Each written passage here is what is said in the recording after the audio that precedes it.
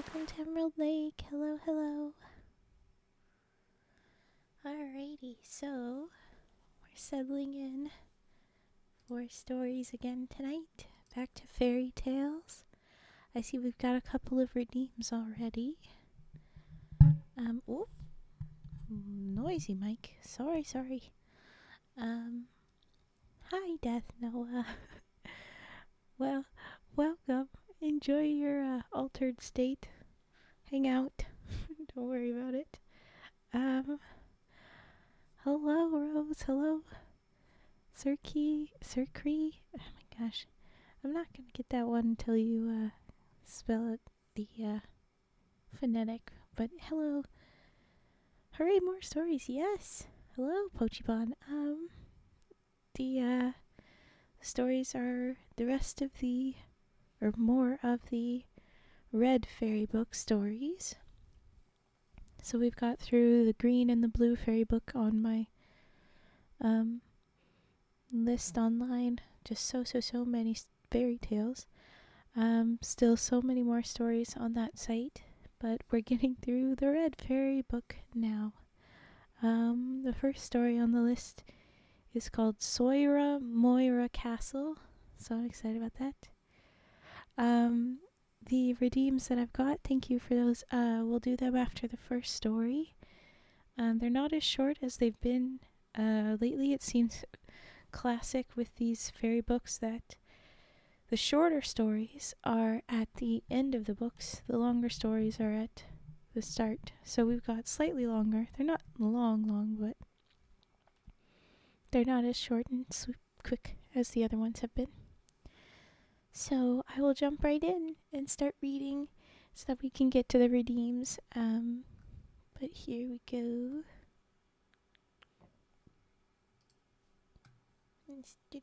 Come on. Okay.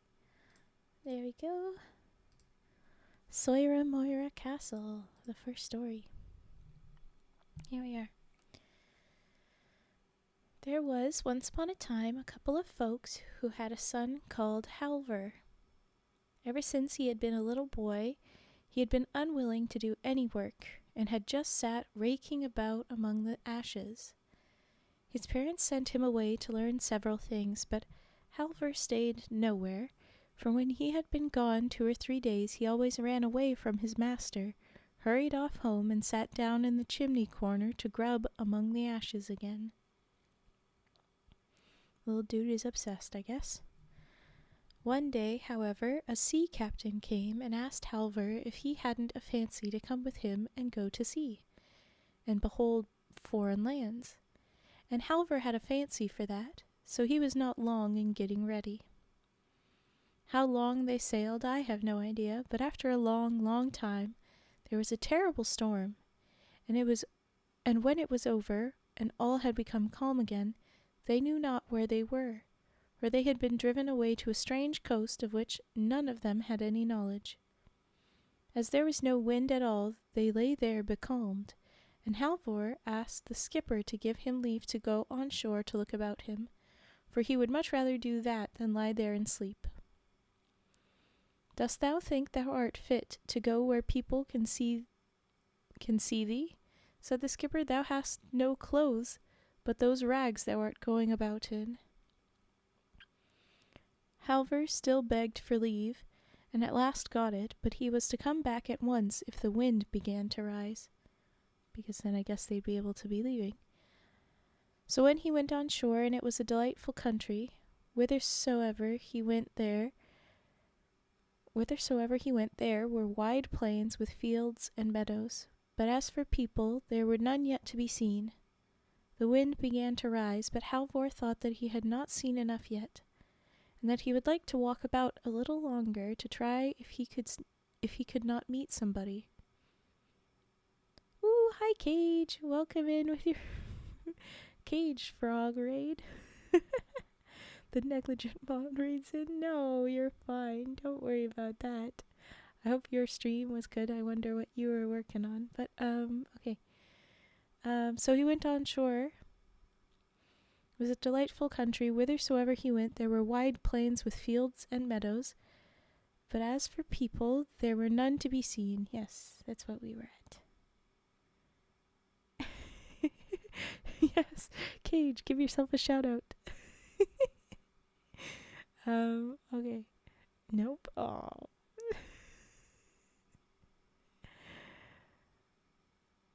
This is a raid, put all your channel points in the end. Oh my gosh. Frigid.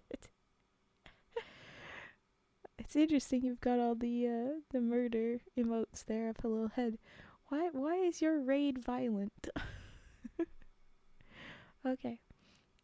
Sorry. So, there was no one to be seen. But the wind began to rise, but Halvor thought that he had not seen enough yet, that he would like to walk about a little longer to try if he could not meet somebody. So after a while he came to a great highway. Ooh, thank you for the follow, Dub Hurricane? Hurricane? I'm not sure how you want me to say it, but thank you. Thank you for the follow. Welcome. So we're continuously being interrupted in this paragraph. He was trying to meet people, but the wind's picking up. That's when he's supposed to go back, but he isn't. So after a while he came to a great highway, which was so smooth that an egg might have rolled along it without breaking. Halvor followed this, and when evening drew near, he saw a big castle far away in the distance, and there were lights in it. So he had now been walking the whole day. So as he had now been walking the whole day, and had not brought anything to eat away with him, he was frightfully hungry. Nevertheless, the nearer he came to the castle, the more afraid he was. A fire was burning in the castle, and Halvor went into the kitchen, which was more magnificent than any kitchen he had ever beheld.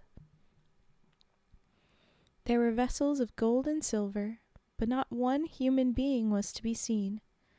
When Halvor had stood there for some time, and no one had come out, he went in and opened a door, and inside a princess was sitting at her wheel, spinning. "Nay," she cried, "can Christian folk dare to come hither? But the best thing that you can do is go away again. For if not, the troll will devour you. A troll with 3 heads lives here." "I should have been just as well pleased if he had had 4 heads more, for I should have enjoyed seeing the fellow," said the youth. "And I won't go away, for I have done no harm, but you must give me something to eat, for I am frightfully hungry." And then I guess he gets food, because it says, when Halvor had eaten his fill, the princess told him to try if he could wield the sword which was hanging on the wall. But he could not wield it, nor could he even lift it up. "Well then, you must take a drink out of that bottle which is hanging by its side, for that's what the troll does whenever he goes out and wants to use the sword," says the princess. Halvor took a draught, and in a moment he was able to swing the sword about with perfect ease. And now he thought it was high time for the troll to make his appearance, and at that very moment he came, panting for breath.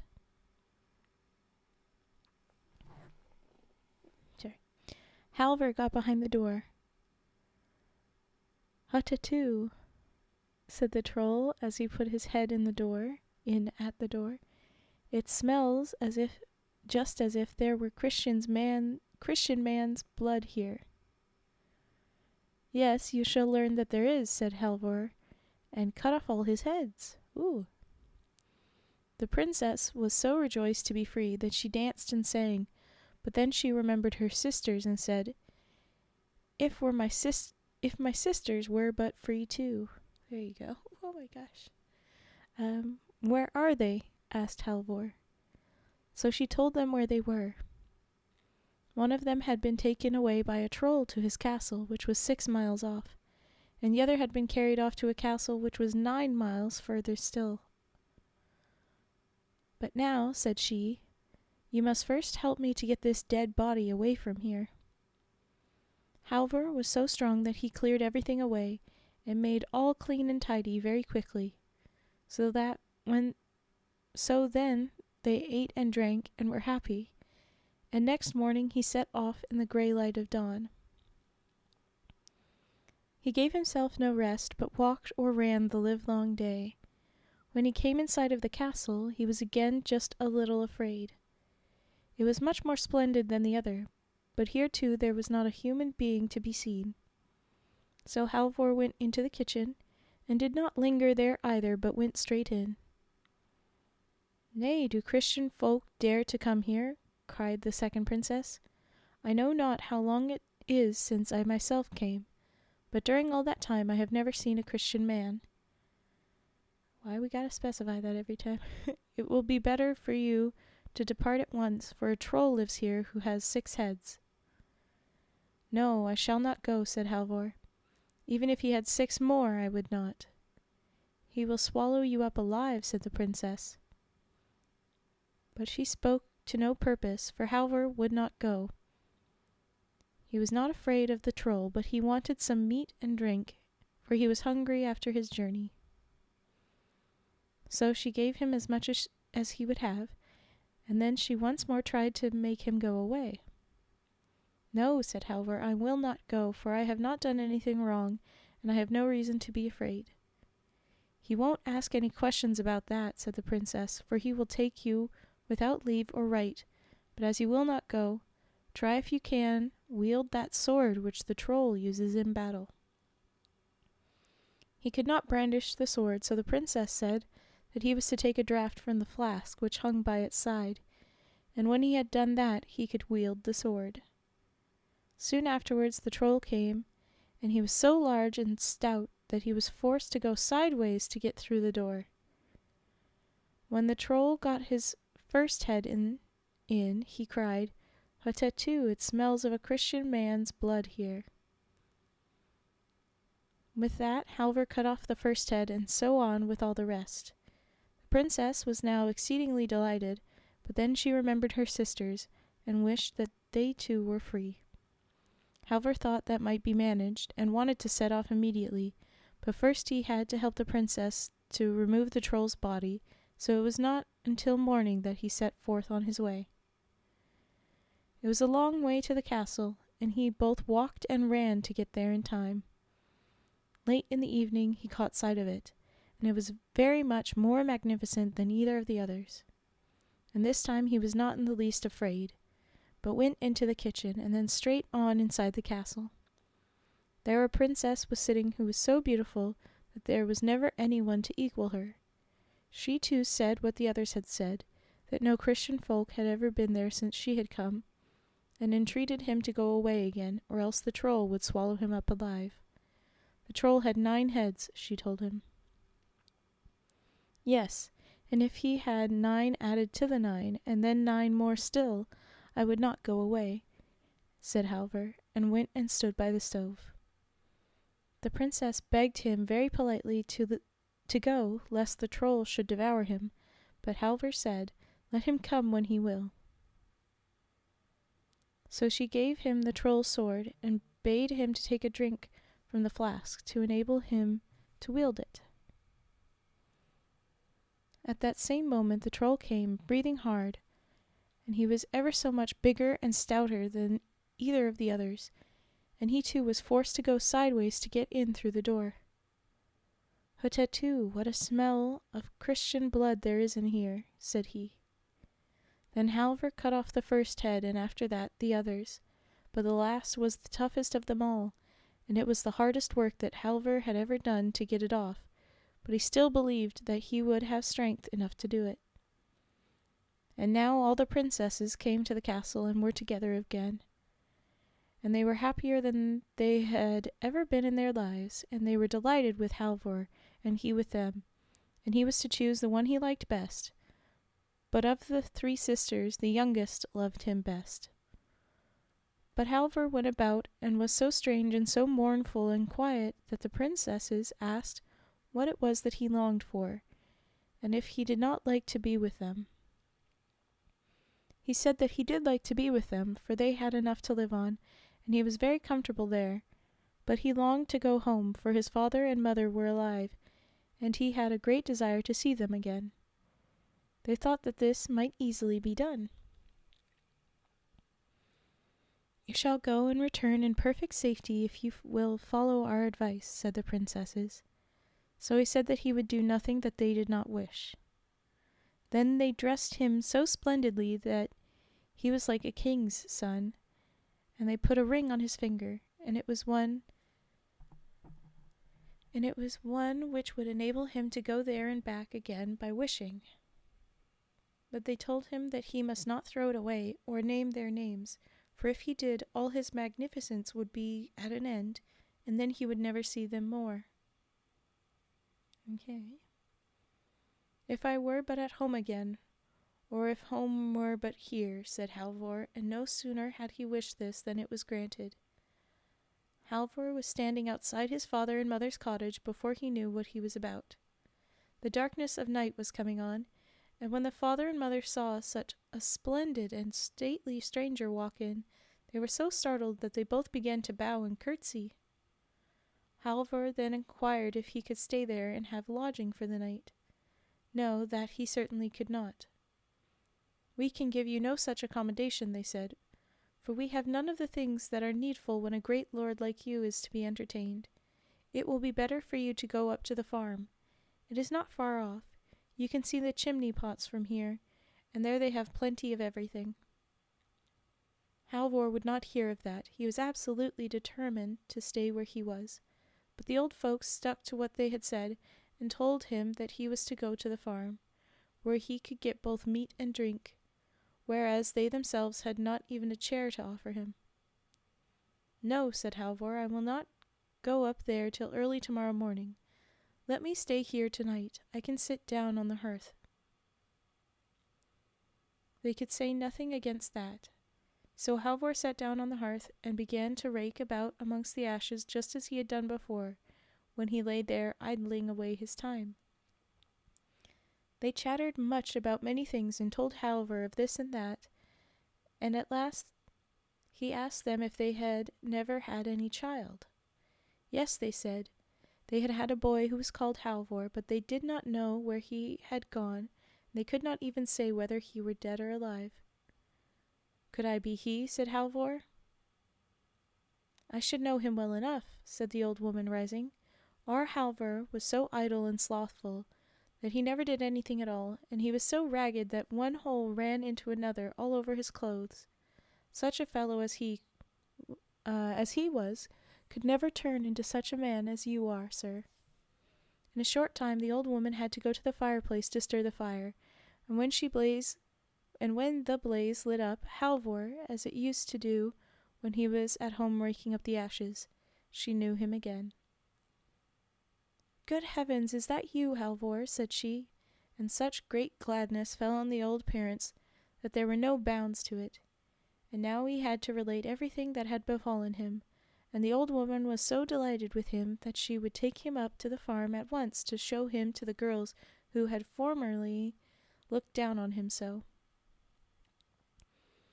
She went there first, and Halvor followed her. When she got there she told them how Halvor had come home again, and now they should just see how magnificent he was. "He looks like a prince," she said. "We shall see that he is just the same ragamuffin that he was before," said the girls, tossing their heads. At that same moment Halvor entered, and the girls were so astonished that they left their kirtles lying on the chimney corner, and ran away in nothing but their petticoats. When they came in again they were so shamefaced that they hardly dared to look at Halvor, towards whom they had always been so proud and haughty before. Having all the holes in the kids' clothes sounds like the parents' problem, not the kids'.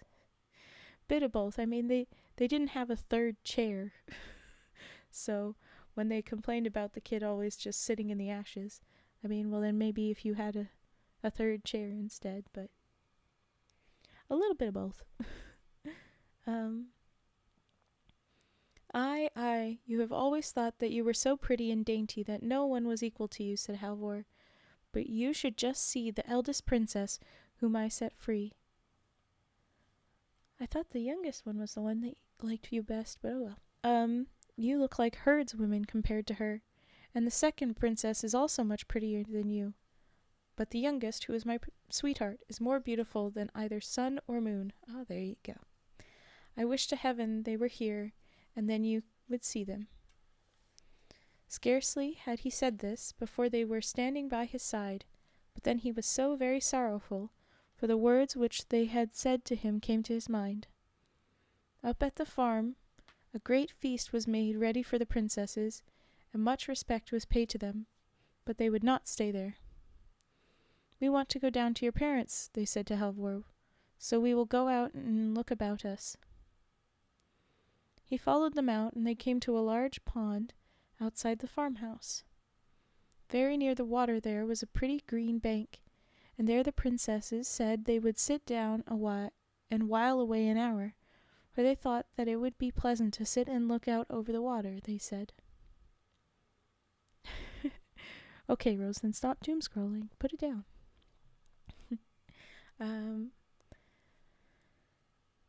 There they sat down, and when they had sat for a short time, the youngest princess said, "I may as well comb your hair a little, Halvor." So Halvor laid his head down on her lap, and she combed it.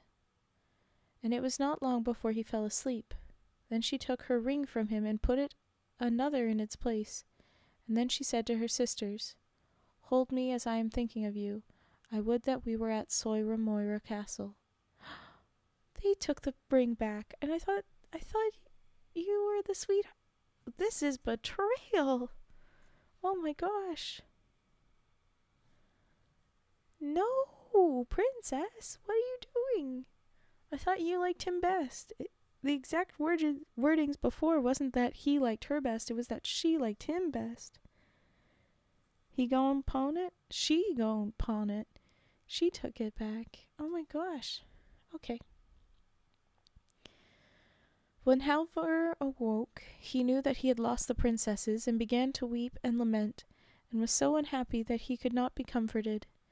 In spite of all his father's and mother's entreaties, he would not stay, but bade them farewell, saying that he would never see them more, for if he did not find the princess again, he did not think it worth while to live. Oh wow, okay. He again had $300, which he put into it. When did he have $300? I feel like this is one of those things where the story had a bunch more specific details, but they tidied it up because it was too long.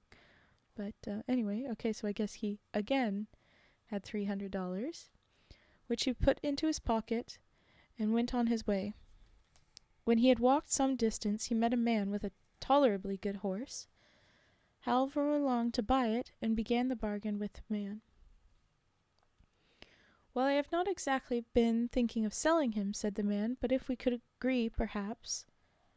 Halvor inquired how much he wanted to have for the horse. "I did not give much for him, and he is not worth much. He is a capital horse to ride, but good for nothing at drawing. But he will always be able to carry your bag of provisions, and you too, if you walk and ride by turns." At last they agreed about the price, and Halvor laid his bag on the horse, and sometimes he walked and sometimes he rode. In the evening he came to a green field, where stood a great tree, under which he seated himself. Then he let the horse loose and lay down to sleep, but before he did that he took his bag off the horse. At daybreak he set off again, for he did not feel as if he could take any rest. So he walked and rode the whole day, through a great wood where there were many green places which gleamed very prettily among the trees. He did not know where he was or whither he was going, but he never lingered longer in any place than was enough to let his horse get a little food when they came to one of those green spots, while he himself took out his bag of provisions. So he walked and he rode, and it seemed to him that the wood would never come to an end. But on the evening of the second day, he saw a light shining through the trees. It's only the second day? In these other stories, the story, this would never end. The woods never ended. It's like at least a few days, not just two. Also, this little middle bit of the story, I felt like you could have trimmed that instead of the other $500 bit. I don't know where the editors are on this one. That sure sounded like a longer journey. Yeah. Anyway, okay.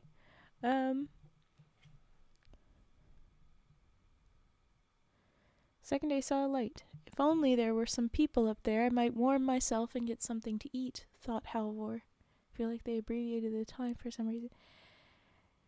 Whoever was in charge of editing this, they did something. Anyway.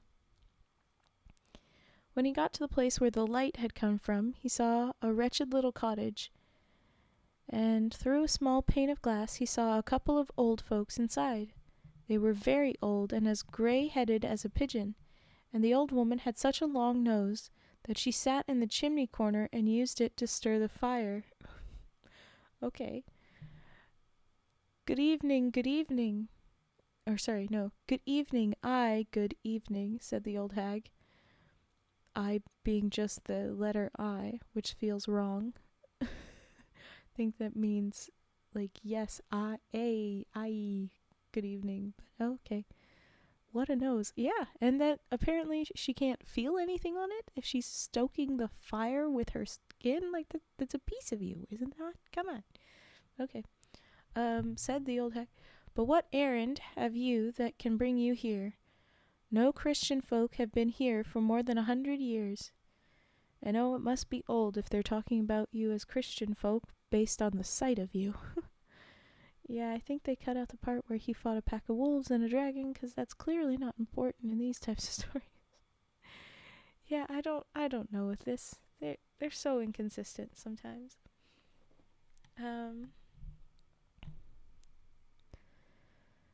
Christian folk have not been here for more than 100 years. Okay, fine.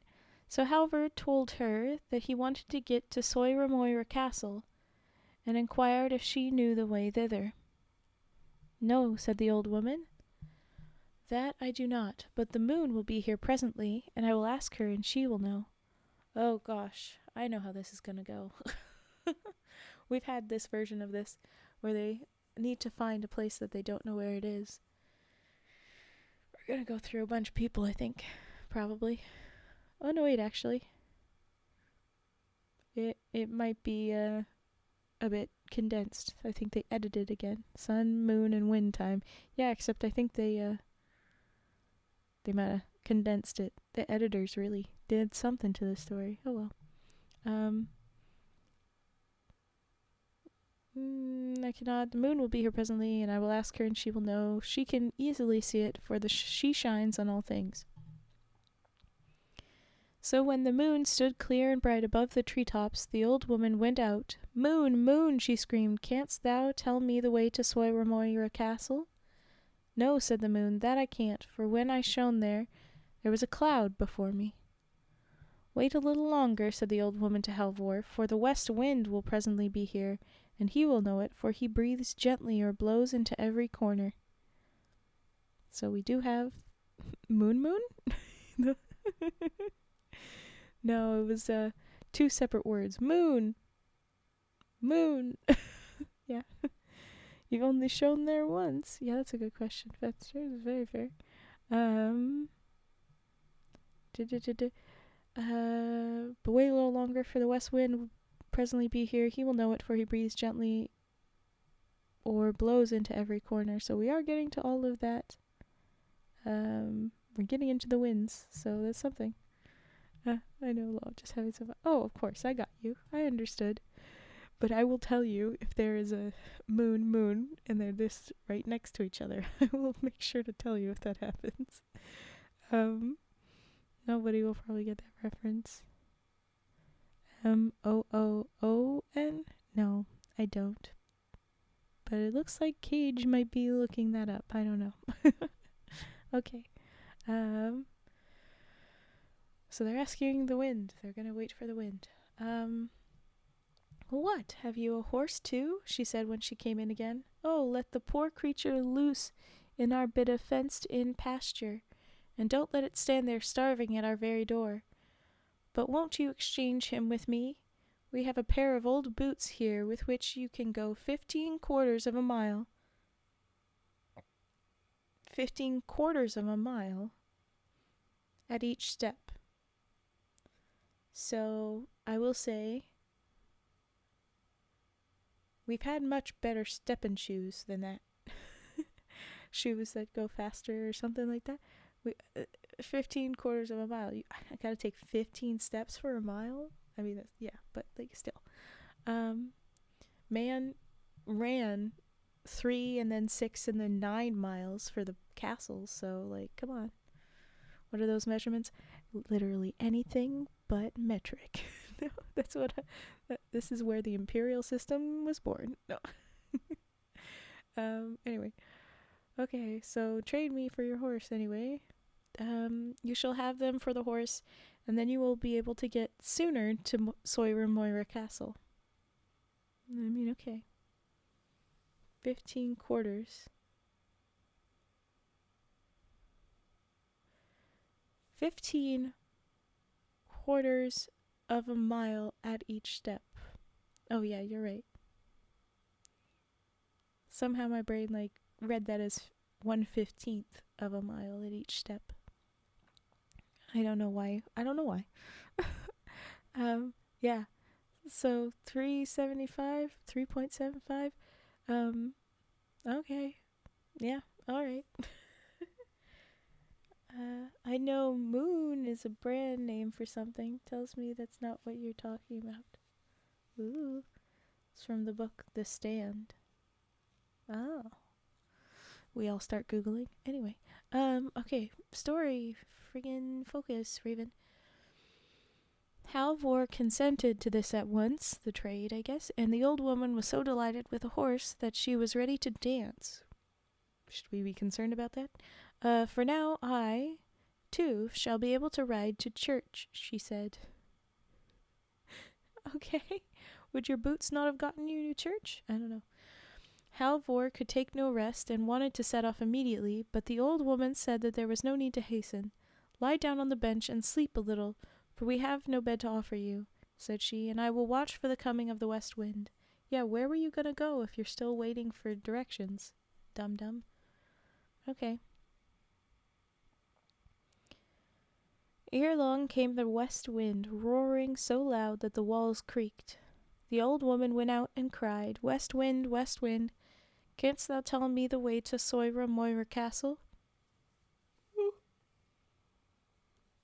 Sorry, yawns. Here is one who would go thither. Yes, I know it well, said the west wind. I am just on my way there to dry the clothes for the wedding which is to take place. Ooh. If he is fleet of foot, he can go with me. Okay, since when do they actually know where they're going? And immediately, there's only 2 people they had to ask? Wow, okay.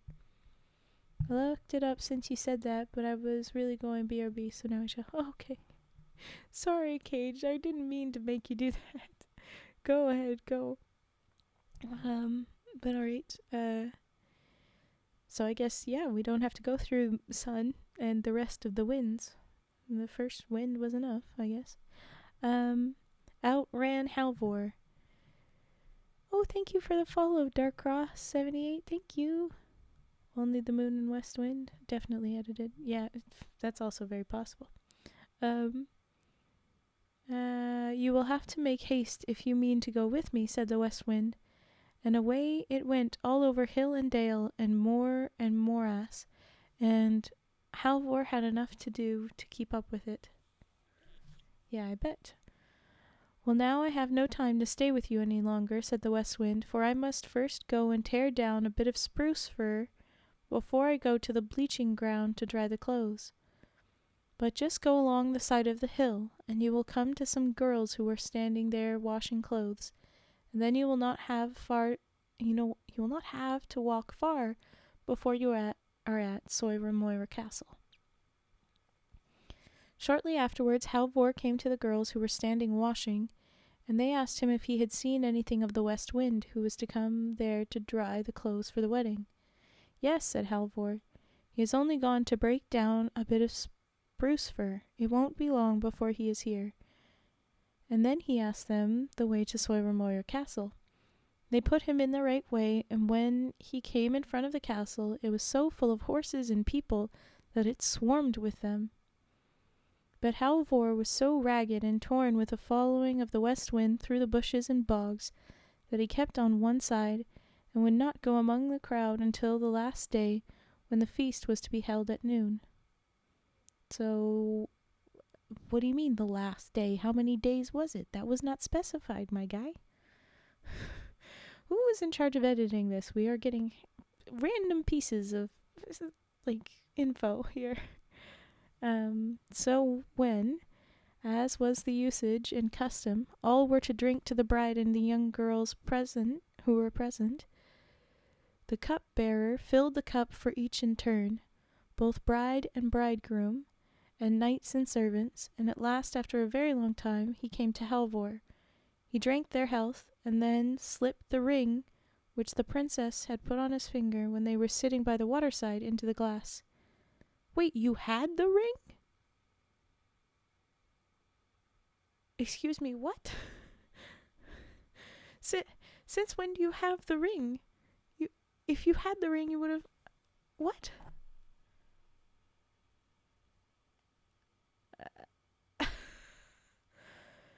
She swapped it for a ring? Oh, I didn't notice she swapped it. Did she? Okay. When they were sitting by the waterside, anyway, he put it in the glass and ordered the cupbearer to carry the glass to the bride from him and greet her. Then the princess at once rose up from the table and said, "Who is most worthy to have one of us? He who has delivered us from the trolls, or he who is sitting here as bridegroom?" There could be but one opinion as to that, everyone thought, and when Halvor heard what they said, he was not long in flinging off his beggar's rags and arraying himself as a bridegroom. But what did they say? They just said, as soon as he heard what they said. What did they say? There was one opinion, everyone thought. Okay, I assume that they all said, well, the one that saved you, but I don't know. "Yes, he is the right one," cried the youngest princess when she caught sight of him. So she flung the other out of the window. What? And held her wedding with Halvor. Why was he there? Why did you leave? What is any of the logic to any of this nonsense? My God. But the end. I guess that was it. Giant question marks all around. Anyone else? Okay, fine. Okay, I have some stretching and posture fixing to do.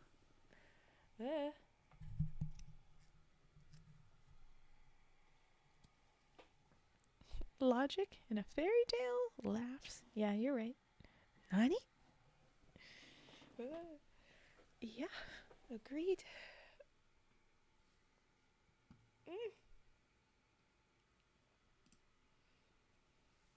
Okay, I'm doing the first stretch here. And we have an array of redeems to do. Here we go. Alright. Most discombobulated tale yet. Yes. Is this another dollar for doubt story? No, they didn't have any of that. But a bunch of weirdness anyway. Okay. But we'll move on to the redeems. We'll get rid of this nonsense. Here we go.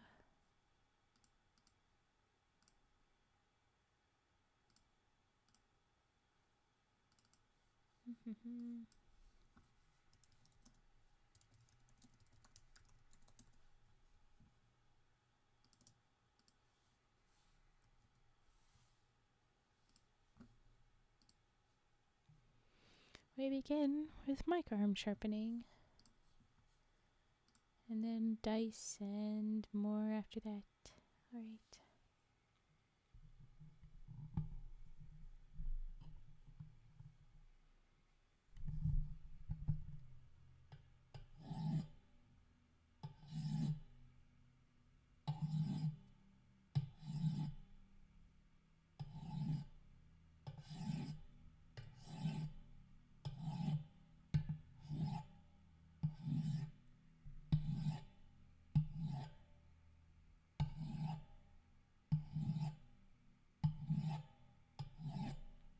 Thanks for the follow, Phantom7170. Thank you.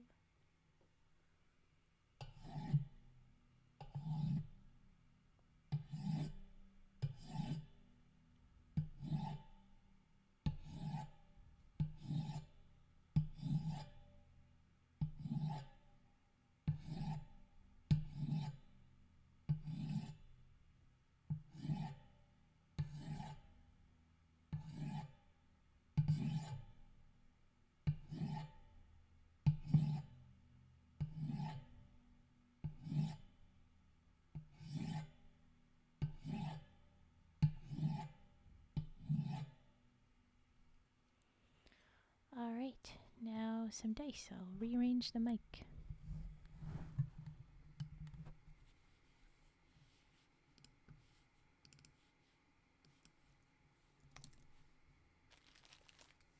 Dice has been a lot today, but here we go.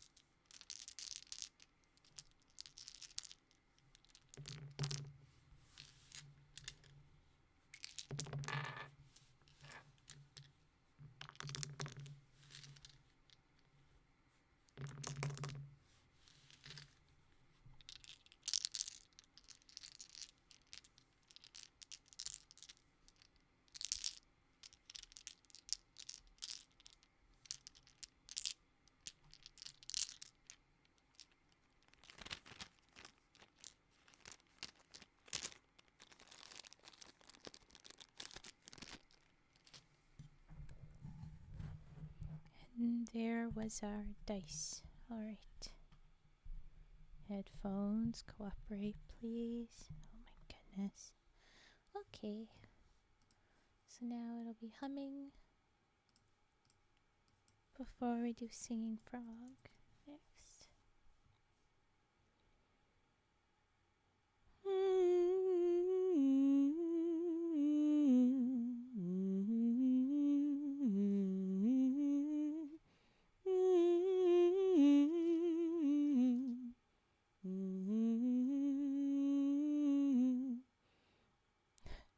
Alright, Death Noah, go to bed. Sleep well.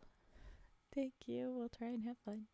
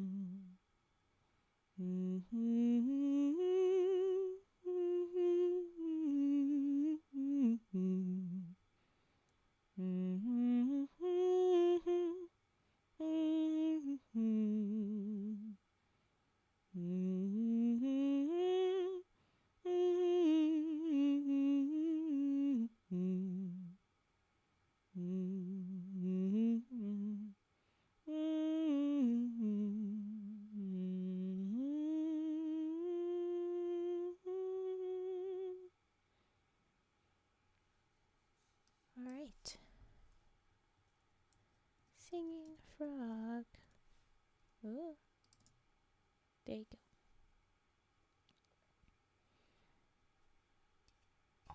I liked how he sounded when I played him with a pencil, so I'm going to do that too. Ooh!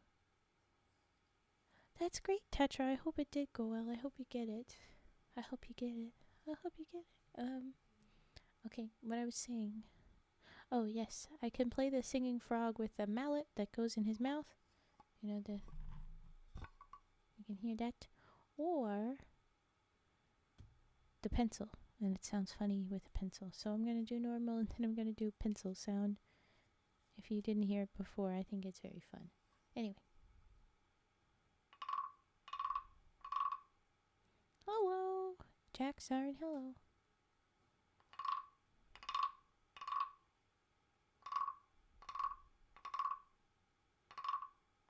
Hey, Agnes.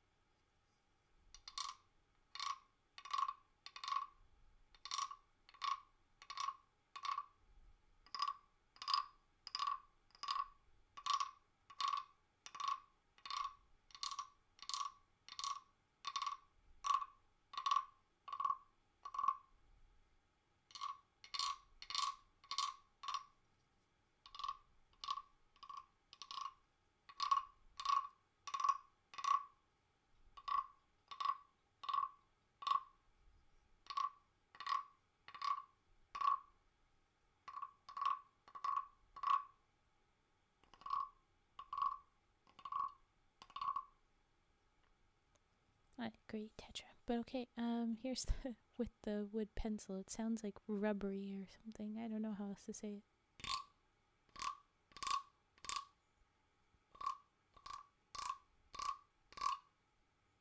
And very...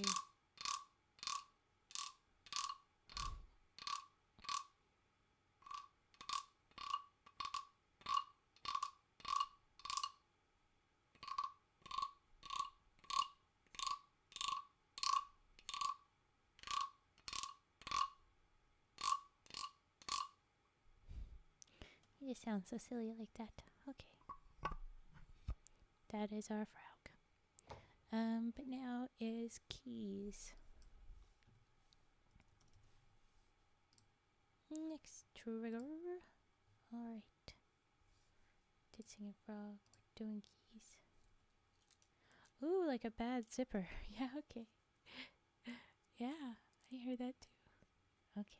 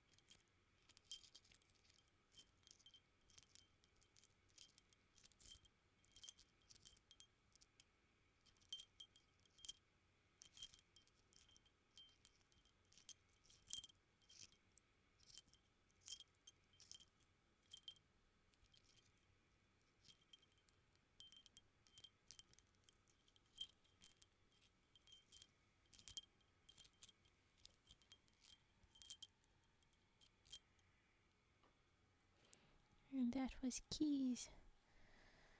But now I have another stretch and hydrate before our next story. So the next story is another one about the same length, but it is come on.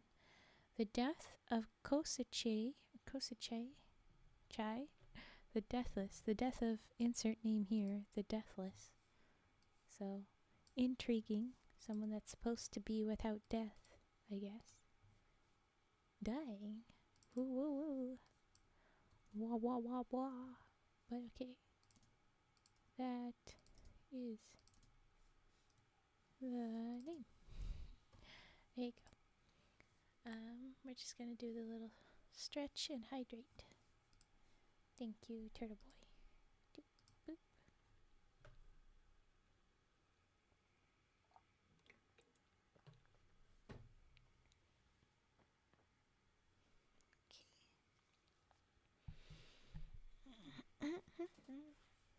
Readjust seating as well.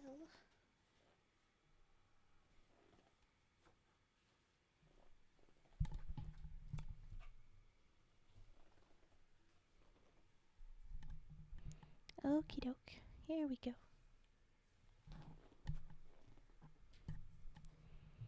The death of Koshchei the Deathless. Mostly guessing on pronunciation there, but yeah. In a certain there we go. In a certain kingdom there lived a prince, Ivan. He had 3 sisters. The first was the princess Moira, the second the princess Olga, and the third princess Anna. When their father and mother lay at the point of death, they had thus enjoined their son, "Give your sisters in marriage to the very first suitors who come to woo them. Don't go keeping them by you." Okay. Interesting that needed to be, like, don't hold on to your sisters, but, alright. They died. Ooh-doo-doo. They died, and the prince buried them, and then to solace his grief, he went with his sisters into the garden green to stroll. Suddenly the sky was covered by a black cloud. A terrible storm arose. "Bony shark, hi. Let us go home, sisters," he cried. Hardly had they got into the palace when the thunder pealed. The ceiling split open, and into the room where they were came flying a falcon bright. The falcon smote upon the ground, became a brave youth, and said, "Hail, Prince Ivan, Prince Ivan, before I came as a guest, but now I have come as a wooer." "Oh, so you came before? You were here before, sorry?" Have we chopped half of this story off before we knew this is concern? But okay.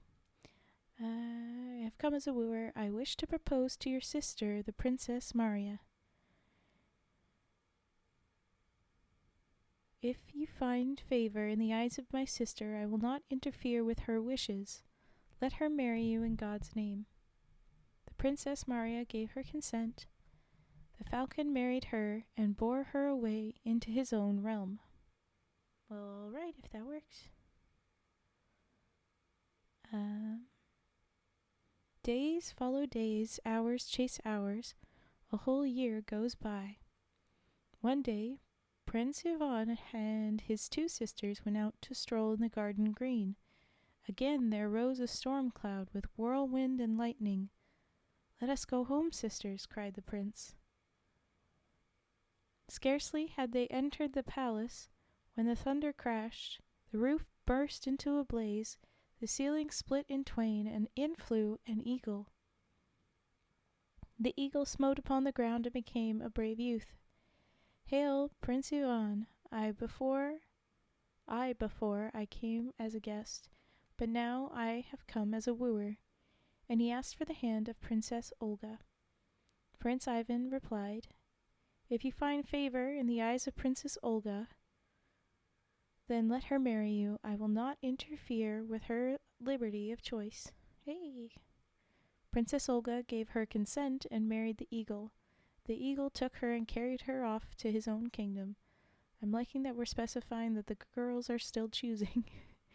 And it's not just like, okay, yeah, go ahead. I give you her. And she's just like, what? I have to go with this bird man? Okay. This bird person? Alright. But okay. Took her off to his kingdom. Another year went by. Prince Ivan said to his youngest sister, let us go out and stroll in the garden green. We know how this is going to go then. They strolled about for a time. Again there arose a storm cloud with whirlwind and lightning. Let us return home, sister, said he. They returned home, but they hadn't had time to sit down when the thunder crashed, the ceiling split open, and in flew a raven. Hey! The raven smote upon the floor and became a brave youth. The former youths had been handsome, but this one was handsomer still. Well, of course, 'tis a raven. we are pretty. I kid. Well, Prince Ivan, before I came as a guest, but now I have come as a wooer. Give me the Princess Anna to wife. I won't interfere with my sister's freedom. If you gain her affections, let her marry you. So the Princess Anna married the raven, and he bore her away into his own realm. Bridget me one. Thank you. The little side ducks always get me, but you can judge all you want. I like the little raven pop-ups in stories, and I love a little side duck emote.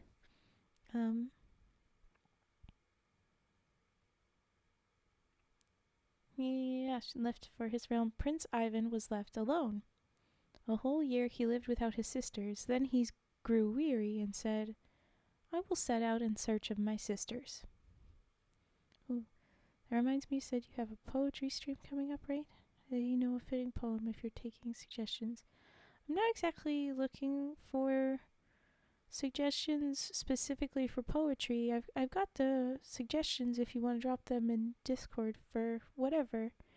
I've got enough for probably a couple streams, but if you want more poetry, if you want me to read that poem, then yeah, of course, drop it in suggestion. It's just like, yeah, it won't be just one thing. I've got stuff to read, but I'll read whatever you give me. Unless it's decidedly not okay, but I mean, listen to what we're reading half the time. It's chaos and ridiculousness and nonsense, so there's no reason I shouldn't read your poem.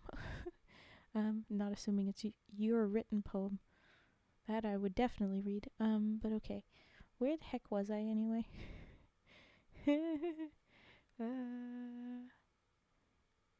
I will search of my sisters. Yes, he got ready for the journey. He rode and rode. And one day he saw a whole army lying dead on the plain. Oh. He cried aloud, if there be a living man there, let him make his answer. Make answer. Who has slain this mighty host?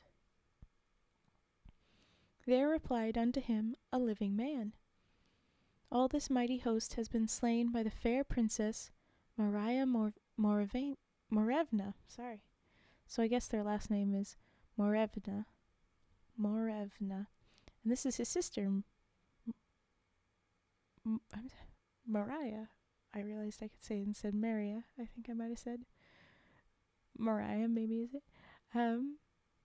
Or it could be Maria, as far as I know. We're going to say Mariah. Prince Ivan rode further on and came to a white tent, and forth came to meet him the fair princess Moira Morevna. There we are. Hail, prince, says she. Whither does God send you, and is it of your free will or against your will? Prince Ivan replied, not against their will do brave youths die. Well, if your business be not pressing, tarry a while in my tent. Okay. Sorry. Thereat was Prince Ivan glad, He spent 2 nights in the tent, and he found favor in the eyes of Moira Morevna, and she married him. Wait a minute, huh? I guess maybe this is a different... Okay, so sister is Maria, we'll say, and then this is Princess Moira, because he had a sister named... and it was spelt the exact same way. But I guess Morevna is a separate Moira. Okay. Weird. I got misled. I thought we were meeting his sister. He said he was looking for his sister, and then a woman shows up with the same name as his sister. I think it's fair for me to confuse that. I'm sorry. Okay, so he found favor in the eyes of Moira, his sister, being Maria. Found favor in the eyes of Moira Morevna, and she married him. The fair princess, Moira Morevna, carried him off into her own realm. So does anyone live where they used to live? Is their house just abandoned? What happened to that? I don't know.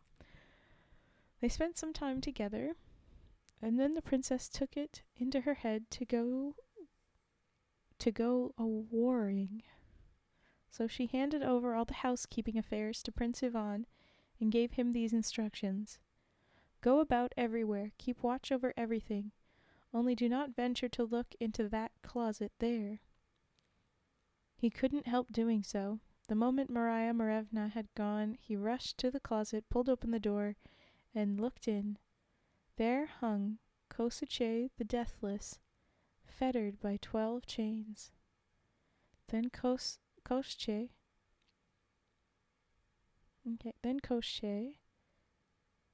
entreated Prince Ivan, saying, she reminds me of West Side Story. Yeah, no.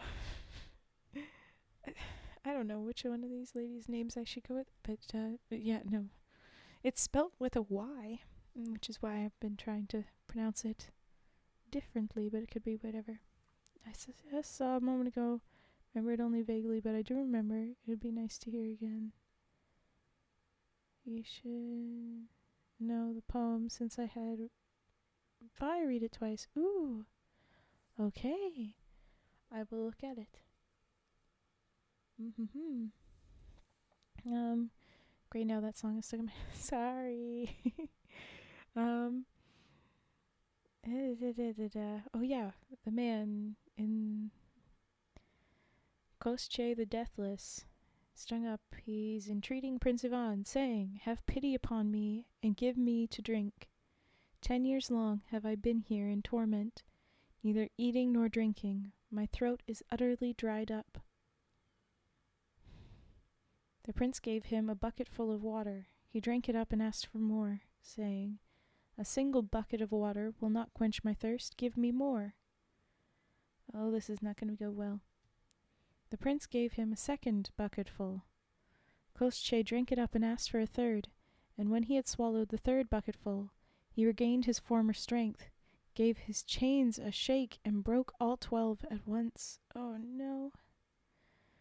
Thanks, Prince Ivan, cried Koshchei the Deathless. Now you will sooner see your own ears than Moira Morevna. So he'll never see Moira again, I guess, is what he's threatening. And out the window he flew in the shape of a terrible whirlwind. Also, was Prince Ivan ever going to go find his sisters? Because that's what he was doing, and then he, didn't. But anyway, okay. And he came up with the fair Princess Moira Morevna as she was going her way, laid hold of her and carried her off home with him. But Prince Ivan wept full sore, and he arrayed himself and set out a-wandering, saying to himself, whatever happens, I will go and look for Moira Morevna. 1 day passed, another day passed. At the dawn of the 3rd day he saw a wondrous place, and by the side of the palace, and by the side of the palace stood an oak, and on the oak sat a falcon bright. Down flew the falcon from the oak, smote upon the ground, turned into a brave youth, and cried out, ha, dear brother-in-law, how deals the Lord with you? I guess this is where we may or may not see one sister, I guess.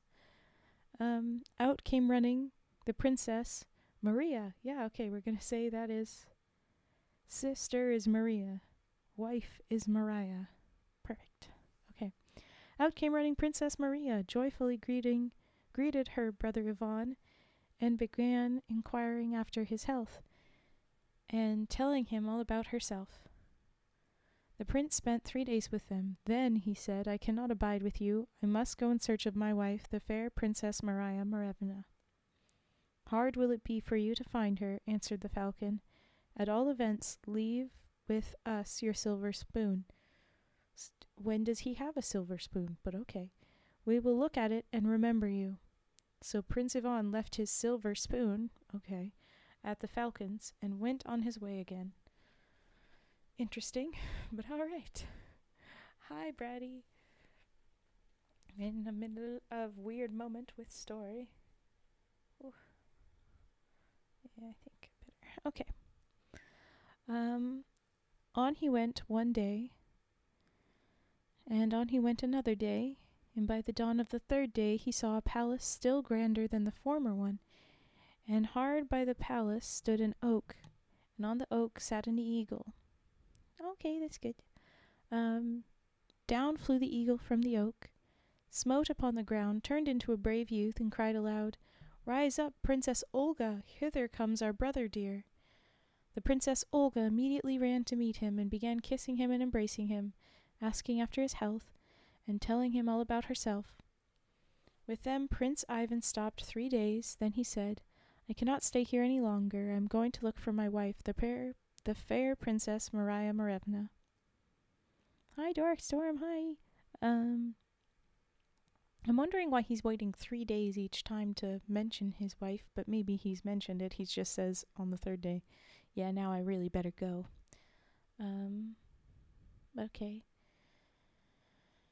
I have to go find my wife. Hard will it be for you to find her, replied the eagle. Leave us with a silver fork. Does he, when he goes on his travels, bring his home cutlery? Is that it? Is that what known? I wouldn't have guessed, but I guess he's dropped his spoon and now he's leaving his fork. As they say, leave with us a silver fork. We will look at it and remember you. All right. Hello, Natsu. Never worry about apologizing. I don't take attendance on you guys, as I've joked before. But good to see you. Hi. He left a silver fork behind and went his way. He traveled 1 day, he traveled 2 days. At daybreak on the third day, he saw a palace grander than the first 2. And near the palace stood an oak, and on the oak sat a raven. Down flew the raven from the oak, smote upon the ground. Right, Andrew, here. I told you I don't do attendance. It's fine. Very cute. Smote upon the ground, turned into a brave youth, cried aloud, Princess Anna, come forth quickly. Our brother is coming. I don't know why there's some random eyes in this story.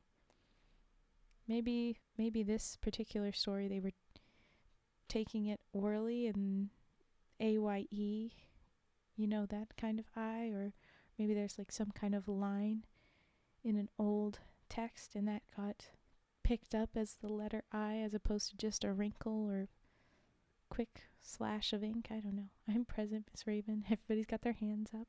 Ha ha ha. Or they're saying hi to each other. Either way. I promise. I don't take attendance. You're fine. Okay, your brother is coming. Princess Anna, get over here. Out ran the Princess Anna, greeted him joyfully, and began kissing and embracing him, asking after his health and telling him all about herself. Prince Ivan stayed with him 3 days. Then he said, Farewell. I'm going to look for my wife, the fair Princess Maria Morevna. Hard will it be for you to find her, replied the raven. Anyhow, leave your silver snuff box. Oh, we're not leaving a knife, we're leaving a snuff box with us. We will look at it and remember you. The prince handed over his silver snuff box, took his leave, and went his way. 1 day he went, another day he went, and on the third day he came to where Maria Morevna was. Oh, perfect. Just naturally 3 days of every instance. Okay. She caught sight of her love, flung her arms around his neck, burst into tears, and exclaimed, "Oh, Prince Ivan, why did you disobey me and go looking into the closet and letting out Koshchei the Deathless? Forgive me, Maria Morevna. Remember not the past. Much better fly with me while Koshchei the Deathless is out of sight. Perhaps he won't catch us." So they got ready and fled. Now Koshchei was out hunting. Towards evening he was returning home, when his good steed stumbled beneath him. "Why stumblest thou, sorry jade?" Ooh. Horse is named Jade. "Scentest thou some ill?" the steed replied. Or scentest, being like smells thou, but anyway. The steed replied, "Prince Ivan has come and carried off Maria Morevna. Is it possible to catch them?" "It is possible to sow wheat, to wait till it grows up, to reap it and thresh it, to grind it to flour, to make 5 pies of it, to eat those pies, and then to start in pursuit, and even then to be in time." Okay, so he very well could be Russian. I mean, Ivan, and then Maria Morevna as the names. There's Olga, Anna, other Maria/Maria. It's very possible. I didn't know that you were in the story. Well, yeah, we giggled at it earlier, but you weren't here to catch it. Someone, Death Noah, no. Frigid sent a judging me little, Psyduck. Brain forgot Psyduck. Oh my gosh. Okay. But I think it very well. There it is. You little shit. Anyway. But I think it's very possible with all these names, Koshchei as well, that this is Russian. Ooh, knuckle pop over there. Okay. And the horse is also very cocky. We can do all this. Sow wheat, reap it, thresh it, and make pies, eat the pies, and then we could still catch them in time. A little cocky horse, but anyway. Now, says he, Prince Ivan or Koshchei or horse, I don't know. Whoever is the he. It doesn't say yet. This time I will forgive you in return for your kindness in giving me water to drink. Oh, okay, so it's Koshchei. And a second time I will forgive you, but the third time beware, I will cut you to bits. Then he took Maria Morevna from him and carried her off, but Prince Ivan sat down on a stone and burst into tears. He wept, and then returned back to Maria Morevna. Now Koshchei the Deathless happened not to be at home. "Let us fly, Maria Morevna." "Ah, Prince Ivan, he will catch us. Suppose he does catch us. At all events, we shall have spent an hour or 2 together." So they got ready and fled. As Koshchei the Deathless was returning home, his good steed stumbled beneath him. Oh boy.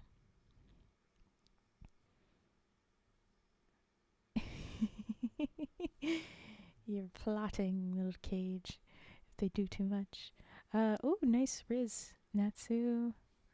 Love was me. No, it didn't respond. Your Riz, Death Noah, not great. Oop. Damn you, Cage. Bonk. Oh, looks like the bot said no, we're not bonking Cage. Bot said Cage was right. Just jokes. Oh, Frigid. Your Riz is not up to snuff. Okay. Right, the horse stumbles beneath Koshchei. Oh, Cage, you did so much worse. Hugs is good. Thanks, guys. Okay. Be nice to each other. Why stumblest thou, sorry jade? Scentest thou some ill? Prince Ivan has come and carried off Maria Morevna. Is it possible to catch them? And again, the horse is going to be cocky. The horse says, "It is possible to sow barley, to wait till it grows up, to reap it and thresh it, to brew beer, to drink ourselves drunk on it, to sleep our fill, and then to set off in the pursuit, and yet to be in time. Koshchei galloped off, caught up to Prince Ivan.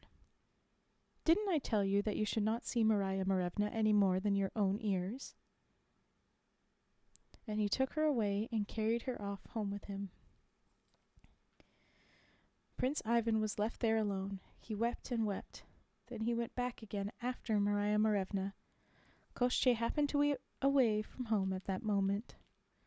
He's every time lucking out that Koshchei isn't home. But anyway. Let us fly, Moira Morevna. Ah, Prince Ivan, he is sure to catch us and hew you in pieces. Let him hew away. I cannot live without you. Ah, Frigid, you only love yourself 5%. That's so sad.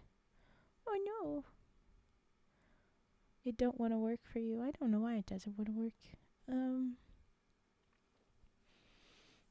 Turtle Boy, 22, not great. And 58, not great. Oh well. Okay.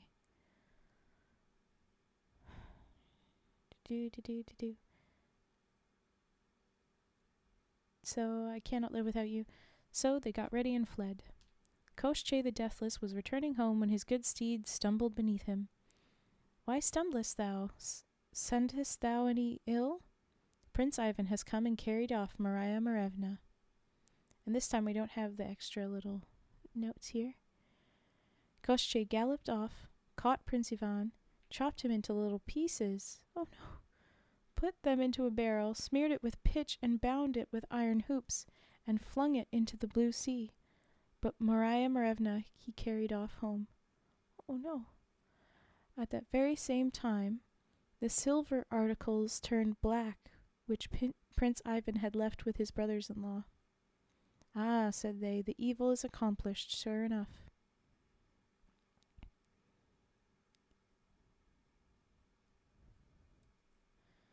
It's accomplished, sure enough. Then the eagle hurried to the blue sea, caught hold of... The eagle, yes, first brother-in-law, hurried to the blue sea, caught hold of the barrel, and dragged it ashore. The falcon flew away for the water of life, and the raven for the water of death. Afterwards they all three met, broke open the barrel, took out the remains of Prince Ivan, washed them and put them together in fitting order. The raven sprinkled them with the water of death. The pieces joined together, the body became whole. The falcon sprinkled it with the water of life. Prince Ivan shuddered, stood up, and said, Ah, what a time I've been sleeping. You'd have gone on sleeping a good deal longer if it hadn't been for us, replied his brothers-in-law. Now come and pay us a visit. Not so, brothers. I shall go and look for Moira Morevna. And when he had found her, he said to her, Find out from Koshchei the Deathless whence he got so good a steed. So Moira Morevna chose a favorable moment and began asking Koshchei about it. Koshchei replied, Beyond thrice 9 lands, in the 13th kingdom, what? Inconsistent understanding of where, huh? Okay, I guess far away, that's what matters. On the other side of the fiery river, there lives a Baba Yaga. Ooh, she has so good a mare that she flies right round the world on it every day, and she has many other splendid mares. Met worth the AI, and I won't lose. You might. I don't know how to fix it. She has many other splendid mares. I watched her herds for 3 days without losing a single mare, and in return for that the Baba Yaga gave me a foal. But how did you get across the fiery river? Why, I've a handkerchief of this kind. When I wave it thrice on the right hand,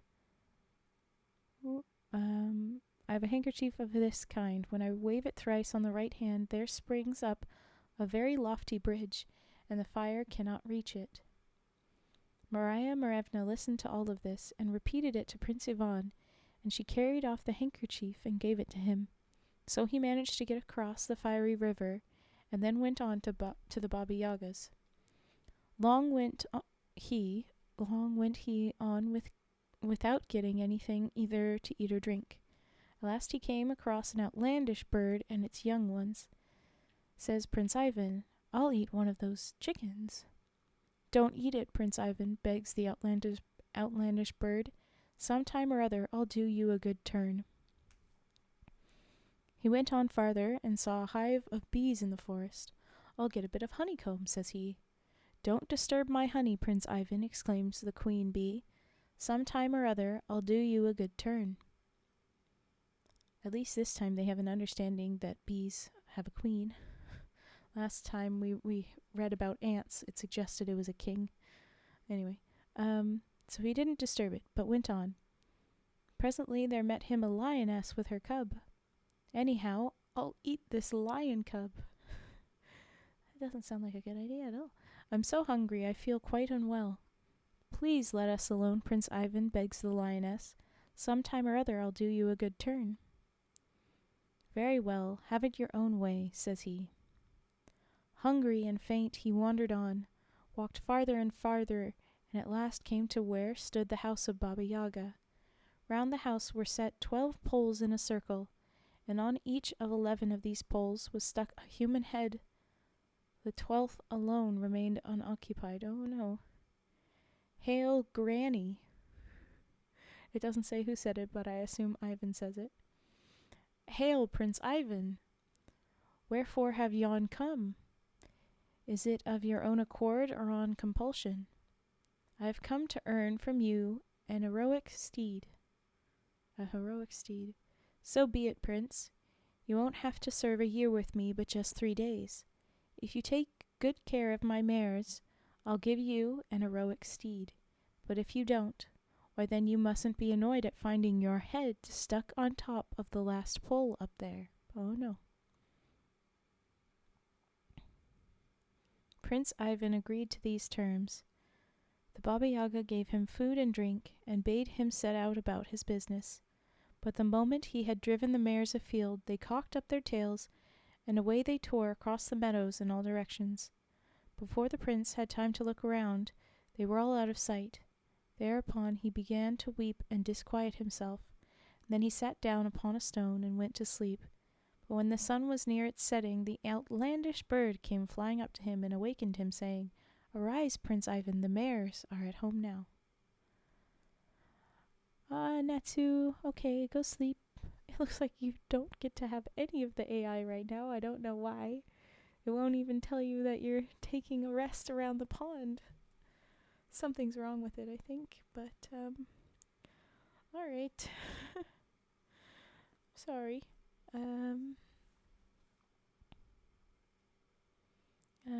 The mares are at home now. The prince arose and returned home. There the Baba Yaga was storming and raging at her mares, and shrieking, "Whatever did ye come home for?" "Aw, there's 96% love between the two of you. Hey, oh, there we go. Natsu is taking a rest around the lake now. That's better. Okay, Baba Yaga's yelling at her mares. "What do you do that for?" "How could we help coming home?" said they. "There came flying birds from every part of the world, and all but pecked our eyes out. Well, well, tomorrow don't go galloping over the meadows, but disperse amid the thick forests." Prince Ivan slept all night. In the morning the Baba Yaga says to him, "Mind, Prince, if you don't take good care of the mares, if you lose merely one of them, your bold head will be stuck on that pole." He drove the mares afield. Immediately they cocked up their tails and dispersed among the thick forests. Again did the prince sit down on the stone, weep, and then go to sleep. The sun went down behind the forest. Up came running the lioness. "Arise, Prince Ivan, the mares are all collected." Prince Ivan arose and went home.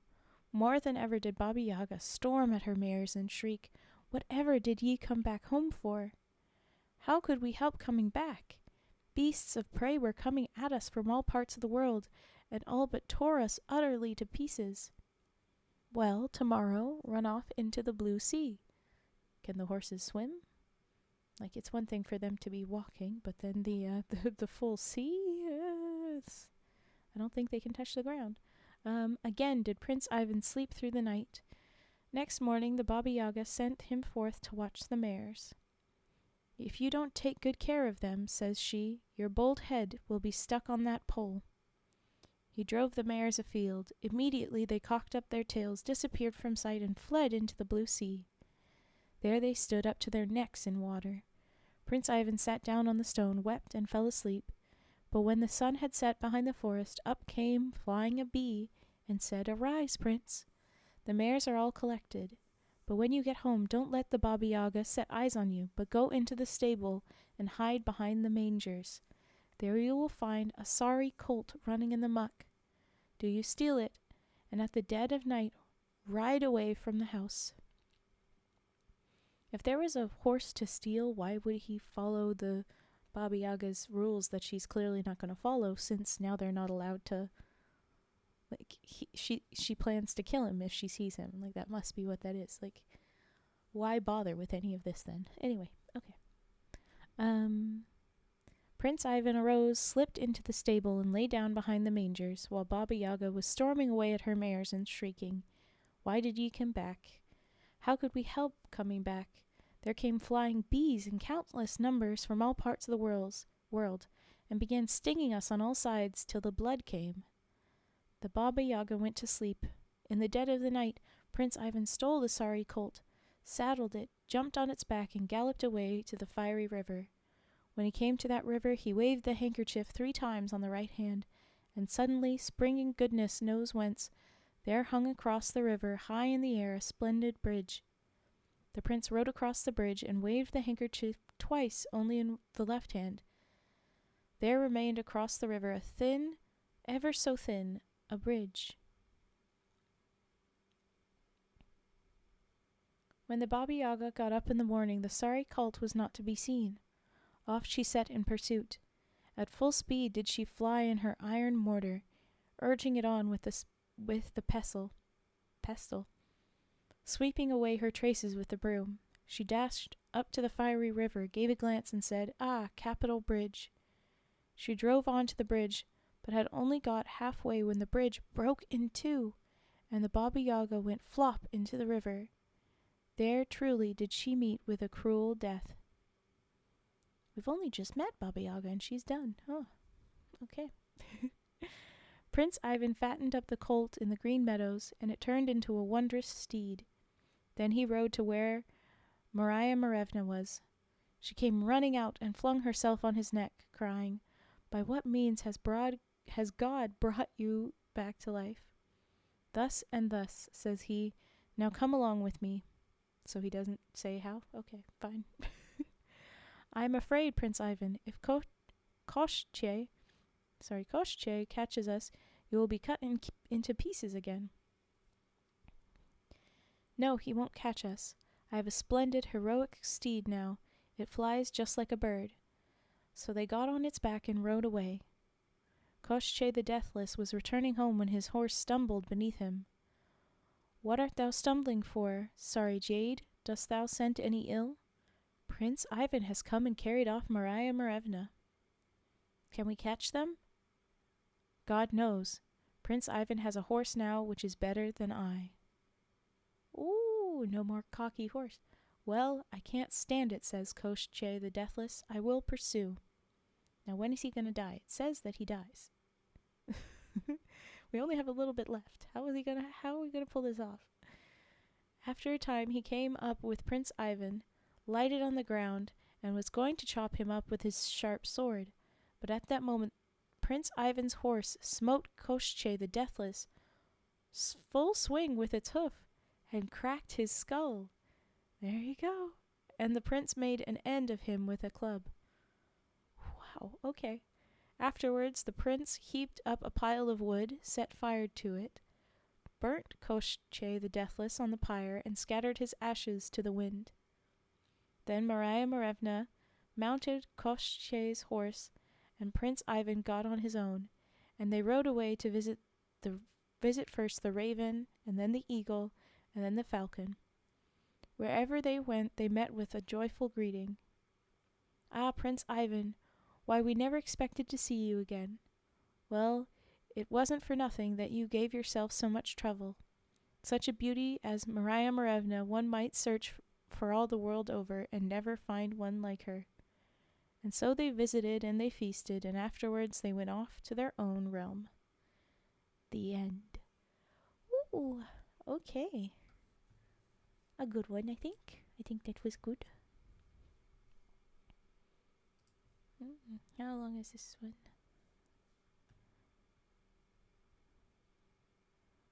It's hard to tell.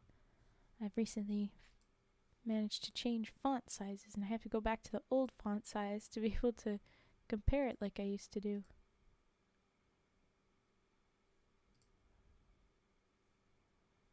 That was not how small it was before, was it? Oh god, it looks tiny now.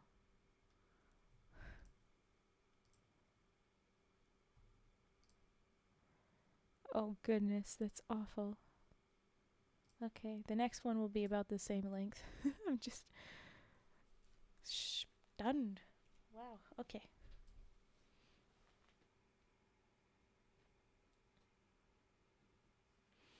Alrighty, readjusting. Oh! Death Noah has Soira on the little Psyduck. Yeah. Birdie Psycoke. There you go. Psyduck has a drink. Look at him. He's so happy. Alright, this is our little break between stories. There we go. If you have a redeem, we can do that, or we can just... It's Jack and Coke. Well, yeah, that makes sense. But I'm going to just stretch, and then I'm going to run an ad so that we don't have an ad pop up in the middle of the story next time. So I apologize, but I will run an ad right now. And then if you have redeems, we'll do those, and if you don't, we'll go into the next story. Here we go. And for those of us that don't listen to the ads, we'll just... wait.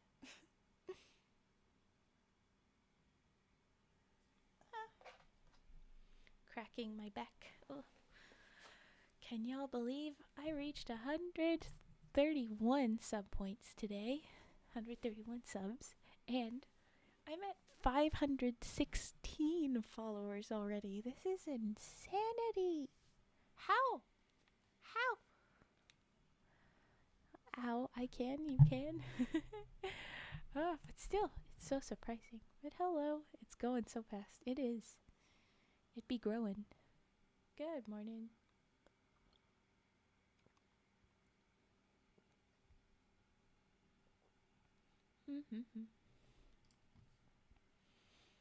Alright. It really is. It be growing fast. Speedy. Alrighty. There 'twas no redeems. So, next story. The Black Thief and Knight of the Glen.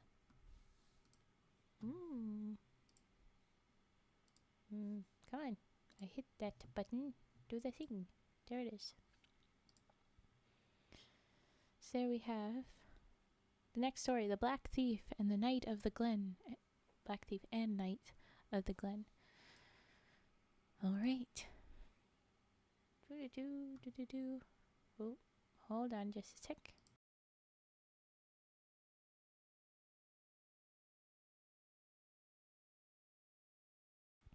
Okay. Here it is. Here is our story. We begin. These are longer stories, but let me know if we want to break. If you do redeem requests, I might break in the middle of this one. I don't know. Ooh, it's Irish. Okay. In times of yore, there was a king and a queen in the south of Ireland who had 3 sons. Ooh. A sub and follow counter be like, I am speed. I will say sub counter is a little bit slower, but the follow counter is like, I am Quicksilver. It's not in the language. I'm just saying it's Irish of nationality is what I'm saying. It's because it's in the south of Ireland. In the first sentence I just read. It is in Ireland. Okay. In times of yore, there was a king and a queen in the south of Ireland who had 3 sons, all beautiful children. But the queen, their mother, sickened unto death when they were yet very young. It's a plus for your experiment. Thank you. When they were very young, which caused great grief throughout the court, particularly to the king, her husband, who could in no wise be comforted.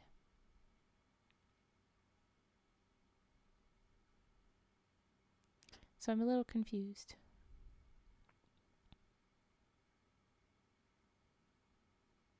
Oh, okay. There it is. So the queen is the one getting sick and about to death. Seeing that death was drawing near her, she called the king to her and spoke as follows. I am now going to leave you, and as you are young and in your prime, of course after my death you will marry again. Now all the request I ask of you is that you will build a tower in an island in the sea, wherein you will keep your 3 sons until they are come of age and fit to do for themselves, so that they may not be under the power or jurisdiction of any other woman. Okay. Neglect not to give them education suitable to their birth, and let them be trained up to every exercise and pastime requisite for king's sons to learn. This is all I have to say, so farewell. So she just refuses to let another woman raise them, which is just, it feels very weird. But at the same time, we read enough about evil stepmothers, so maybe she's just trying to prepare from that. Thank you for the follow, Star V2. Thank you. Breathe, Raven. So then she says farewell, and this king had scarce time, with tears in his eyes, to assure her she should be obeyed in everything, when she, turning herself in her bed, with a smile gave up the ghost. What a way to say you're dead. She gave up the ghost. Never was greater mourning seen than was throughout the court and the whole kingdom, for a better woman than the queen, to rich and poor, was not to be found in the world. She was interred with great pomp and magnificence, and the king her husband became in a manner inconsolable for the loss of her. However, he caused the tower to be built, and his sons placed in it under proper guardians according to his promise. In process of time, the lords and knights of the kingdom counseled the king, as he was young, to live no longer as he had done, but to take a wife, which counsel prevailing, they chose him a rich and beautiful princess to be his consort, a neighboring king's daughter, of whom he was very fond. Not long after, the queen had a fine son, which caused great feasting and rejoicing at the court, insomuch that the late queen, in a manner, was entirely forgotten. That fared well, and king and queen lived happily together for several years. How is this going to be a problem for the succession, though? I'm a little concerned. Ooh. At length the queen, having some business with the hen wife, went herself to her, and after a long conference past, was taking leave of her, when the hen wife prayed that if ever she should come back to her again, she might break her neck. Ooh. Okay, so they are not friends. The queen, greatly incensed at such a daring insult from one of her meanest subjects, demanded immediately the reason, or she would have her put to death. Ooh, goodness. Okay, Death Noah. Good night. Good night, sir, little gentleman frog.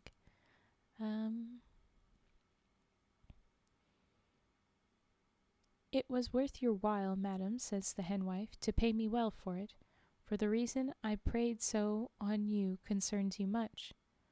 What must I pay you? asked the queen. You must give me, says she, the full of a pack of wool, and I have an ancient crock, which you must fill with butter, likewise a barrel, which you must fill for me full of wheat. How much wool will it take to the pack? Says the queen. It will take 7 herds of sheep, said she, and their increase for 7 years.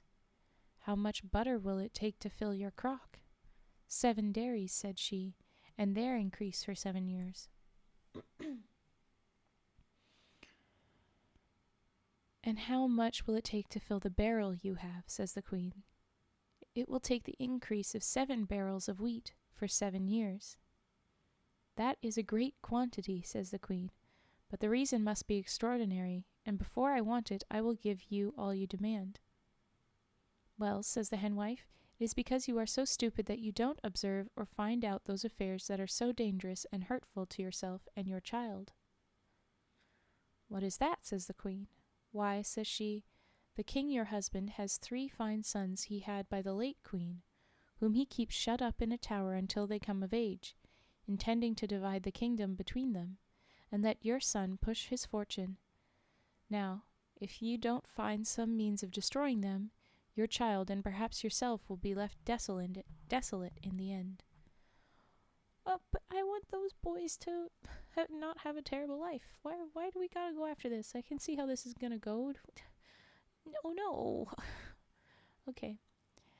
And what would you advise me to do? Said she. I am wholly at a loss in what manner to act in this affair.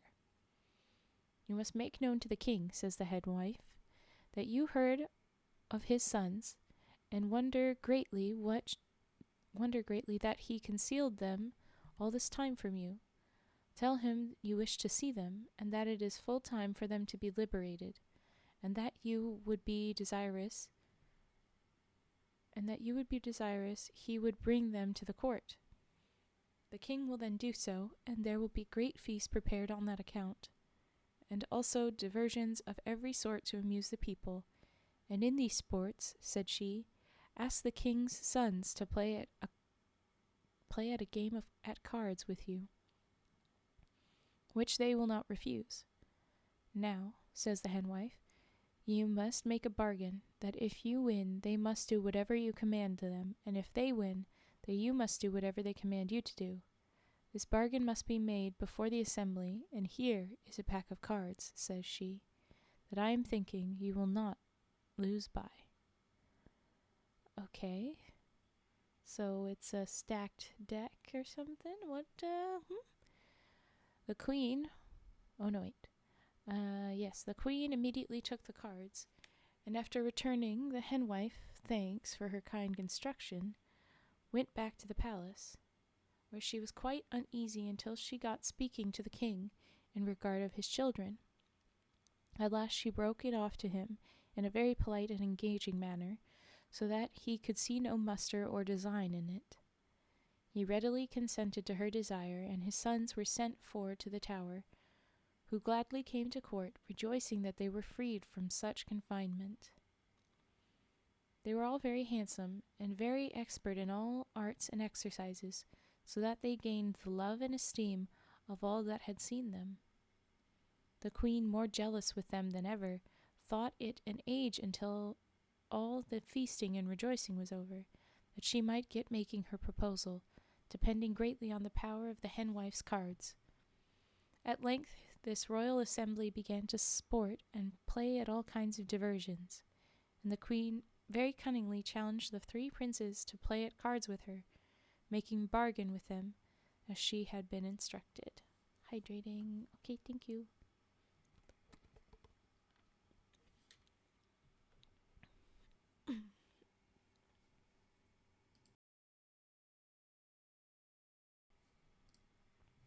Okay. They accepted the challenge, and the eldest son and she played the first game, which she won. Then the second son played, and she won that game likewise. The third son and she played the last game, and he won it, which sorely grieved her that she had not him in her power as well as the rest, being by far the handsomest and most beloved of the 3. Oh no. However, everyone was anxious to hear the queen's commands in regard to the 2 princes, not thinking that she had any ill design in her head against them. Whether it was the henwife instructed her, or whether it was from her own knowledge, I cannot tell, but she gave out they must go and bring her the knight of the Glen's wild steed of bells, or they should lose their heads. Ooh. Ah! Hello, Raid. Electo Humanid. Hello. Woodsworth has come to slither into your stream. The Illumines have arrived. Ooh. Hello. Welcome. Thank you for the follow. Hi. Yes, thank you, Cage, for the shout out. But, just seen. Good night, Death No. Hello. That's right. Hello. How are you? I'm alright. I am very taken with the snaky snakes. We are frogs over here, so we are in the slimy bunch. We are reading some fairy tales. I'm a little confused how this one is gonna go. We've had some weird turns, but we're gonna find out. And I'm happy to have you guys here. Oh, thank you. Yes. Olivia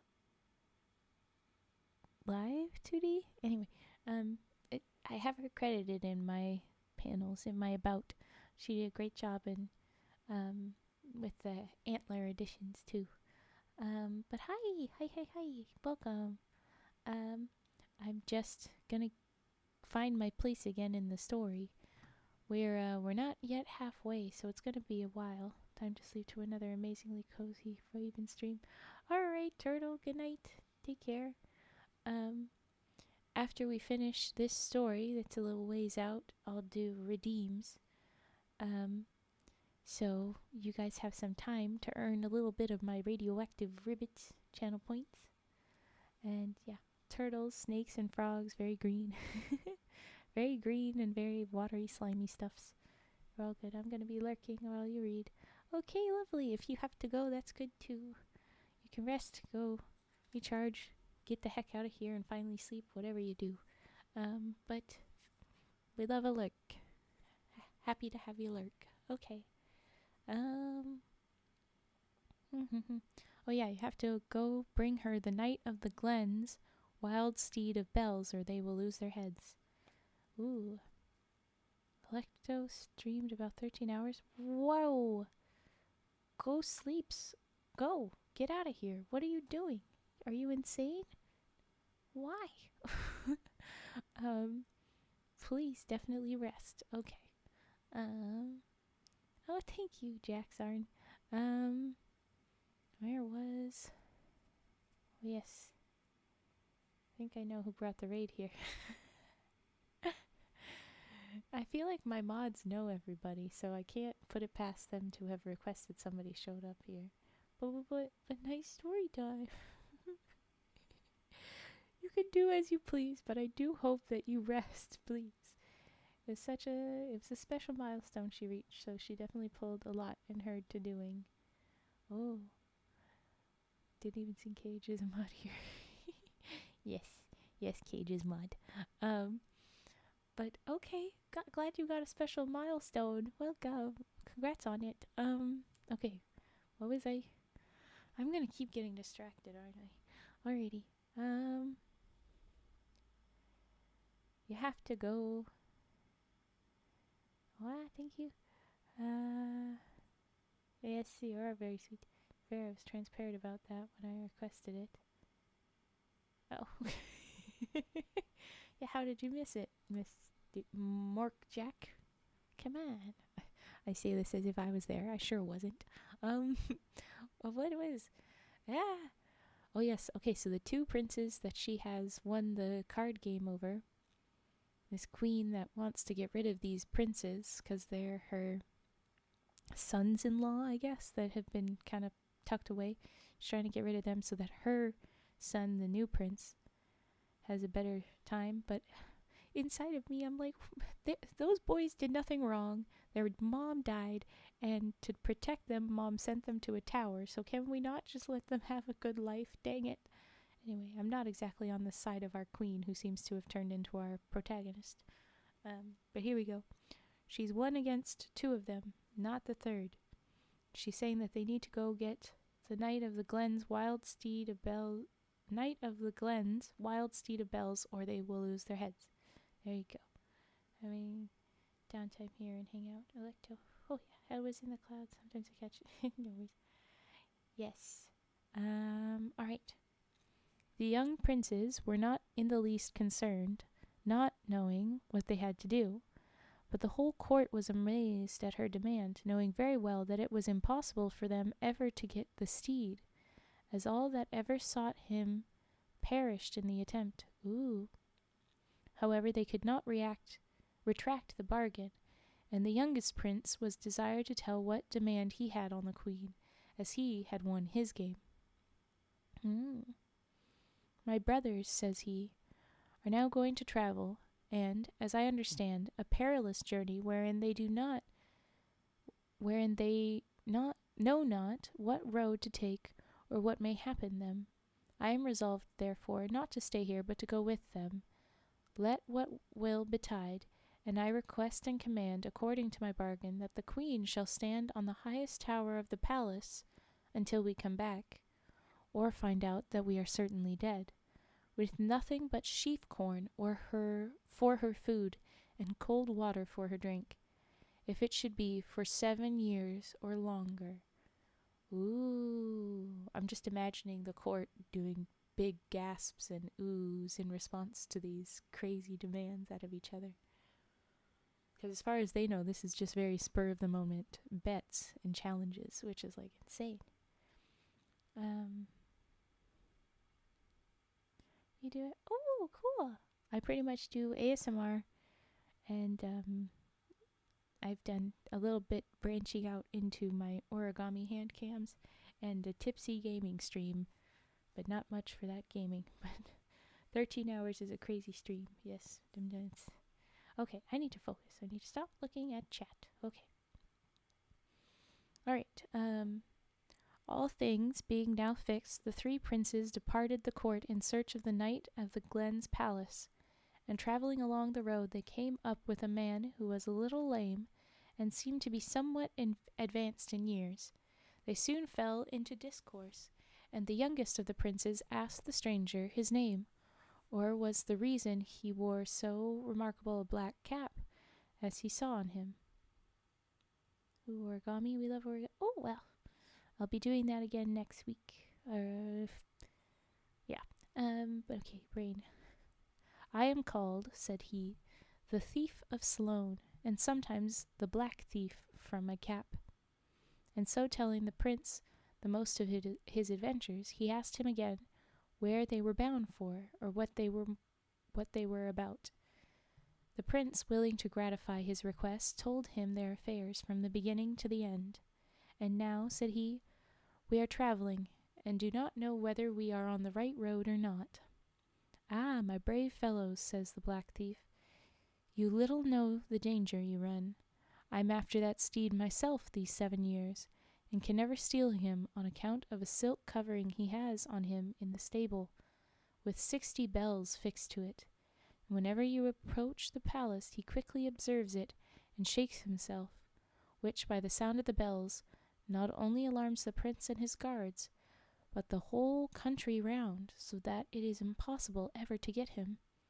And those that are so unfortunate as to be taken by the Knight of the Glen are boiled in a red-hot, fiery furnace. Ooh.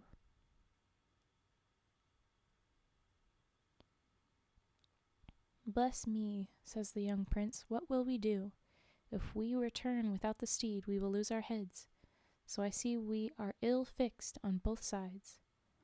Well, says the thief of Sloane, if it were my case, I would rather die by the knight than by the wicked queen. Besides, I will go with you myself and show you the road, and whatever fortune you will have, I will take chance of the same.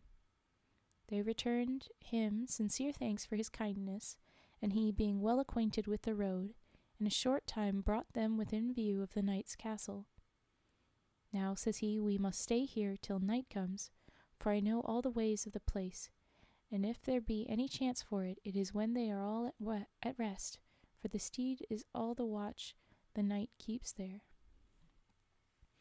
Accordingly, in the dead hour of the night, they king's 3 sons and the thief of Sloane attempted the steed of Bells in order to carry him away, but before they could reach the stables, the steed neighed most terribly and shook himself so, and the bells rung with such noise that the knight and all his men were up in a moment. The black thief and the king's sons thought to make their escape, but they were surrounded by the knight's guards and taken prisoners, where they were brought into that dismal part of the palace where the knight kept a furnace always boiling, in which he threw all offenders that ever came in his way, which in a few moments would entirely consume them. Oh no. Audacious villains, said the Knight of the Glen, how dare you attempt so bold an action as to steal my steed? See now the reward of your folly. For your greater punishment I will not boil you all together, but one after the other, so that he that survives may witness the dire afflictions of his unfortunate companions. Ooh. So saying, he ordered his servants to stir up the fire. We will boil the eldest looking of these young men first, said he, and so on to the last, which will be this old champion with the black cap. He seems to be the captain, and looks as if he had come through many toils.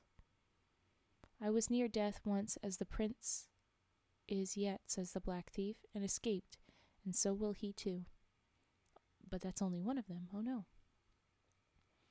No, you never were, said the knight, for he is within 2 or 3 minutes of his latter end. But, says the black thief, I was within 1 moment of my death, and I am here yet. How was that, says the knight? I would be glad to hear it, for it seems impossible.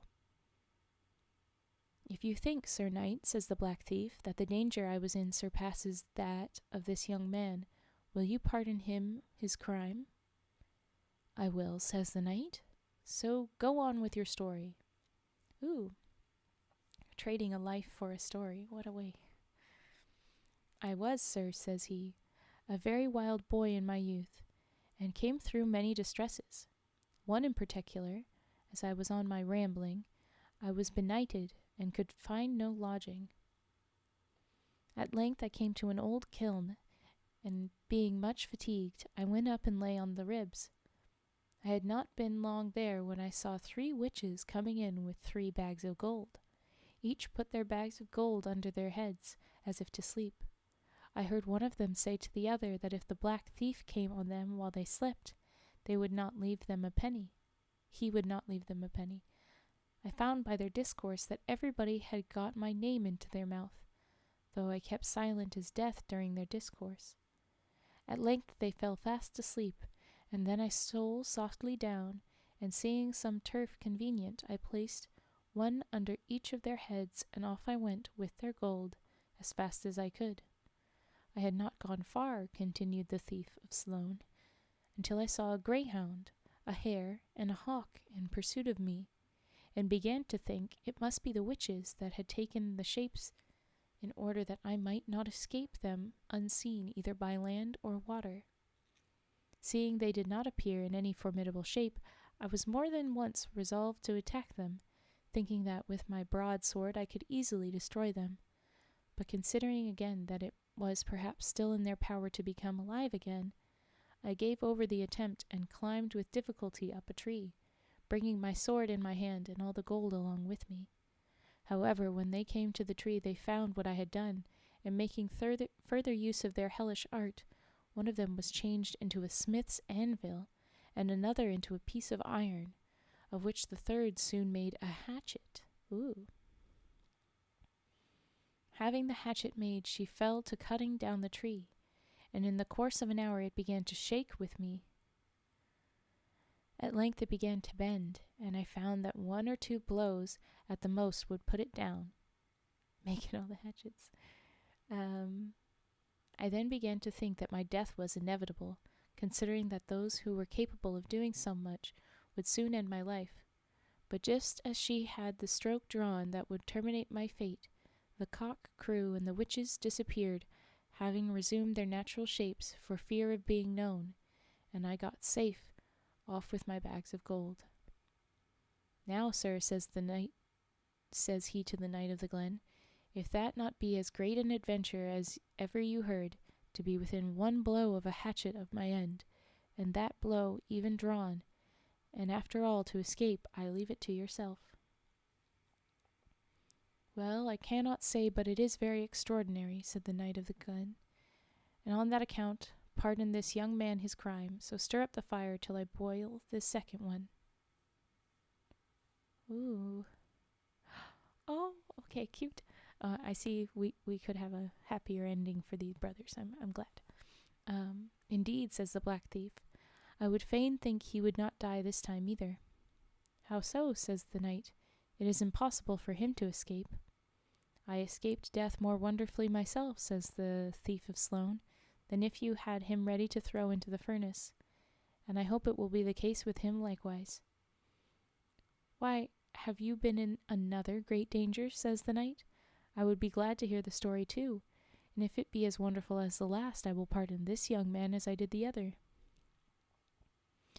My way of living, sir, says the Black Thief, was not good, as I told you before, and being at a certain time fairly run out of cash, and meeting with no enterprise worthy of notice, I was reduced to great straits.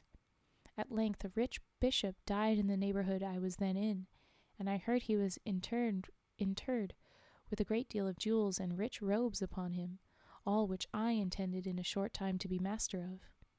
Accordingly, that very night I set about it, and coming to the place, I understood he was placed at the further end of a long dark vault, which I slowly entered. I had not gone in far until I heard a foot coming towards me with a quick pace, and although naturally bold and daring, yet, thinking of the deceased bishop and the crime I was engaged in, I lost courage and ran towards the entrance of the vault. I had retreated but a few paces when I observed between me and the light the figure of a tall black man standing in the entrance. Being in great fear and not knowing how to pass, I fired a pistol at him, and he immediately fell across the entrance. Perceiving he still retained the figure of a mortal man, I began to imagine that it could not be the bishop's ghost.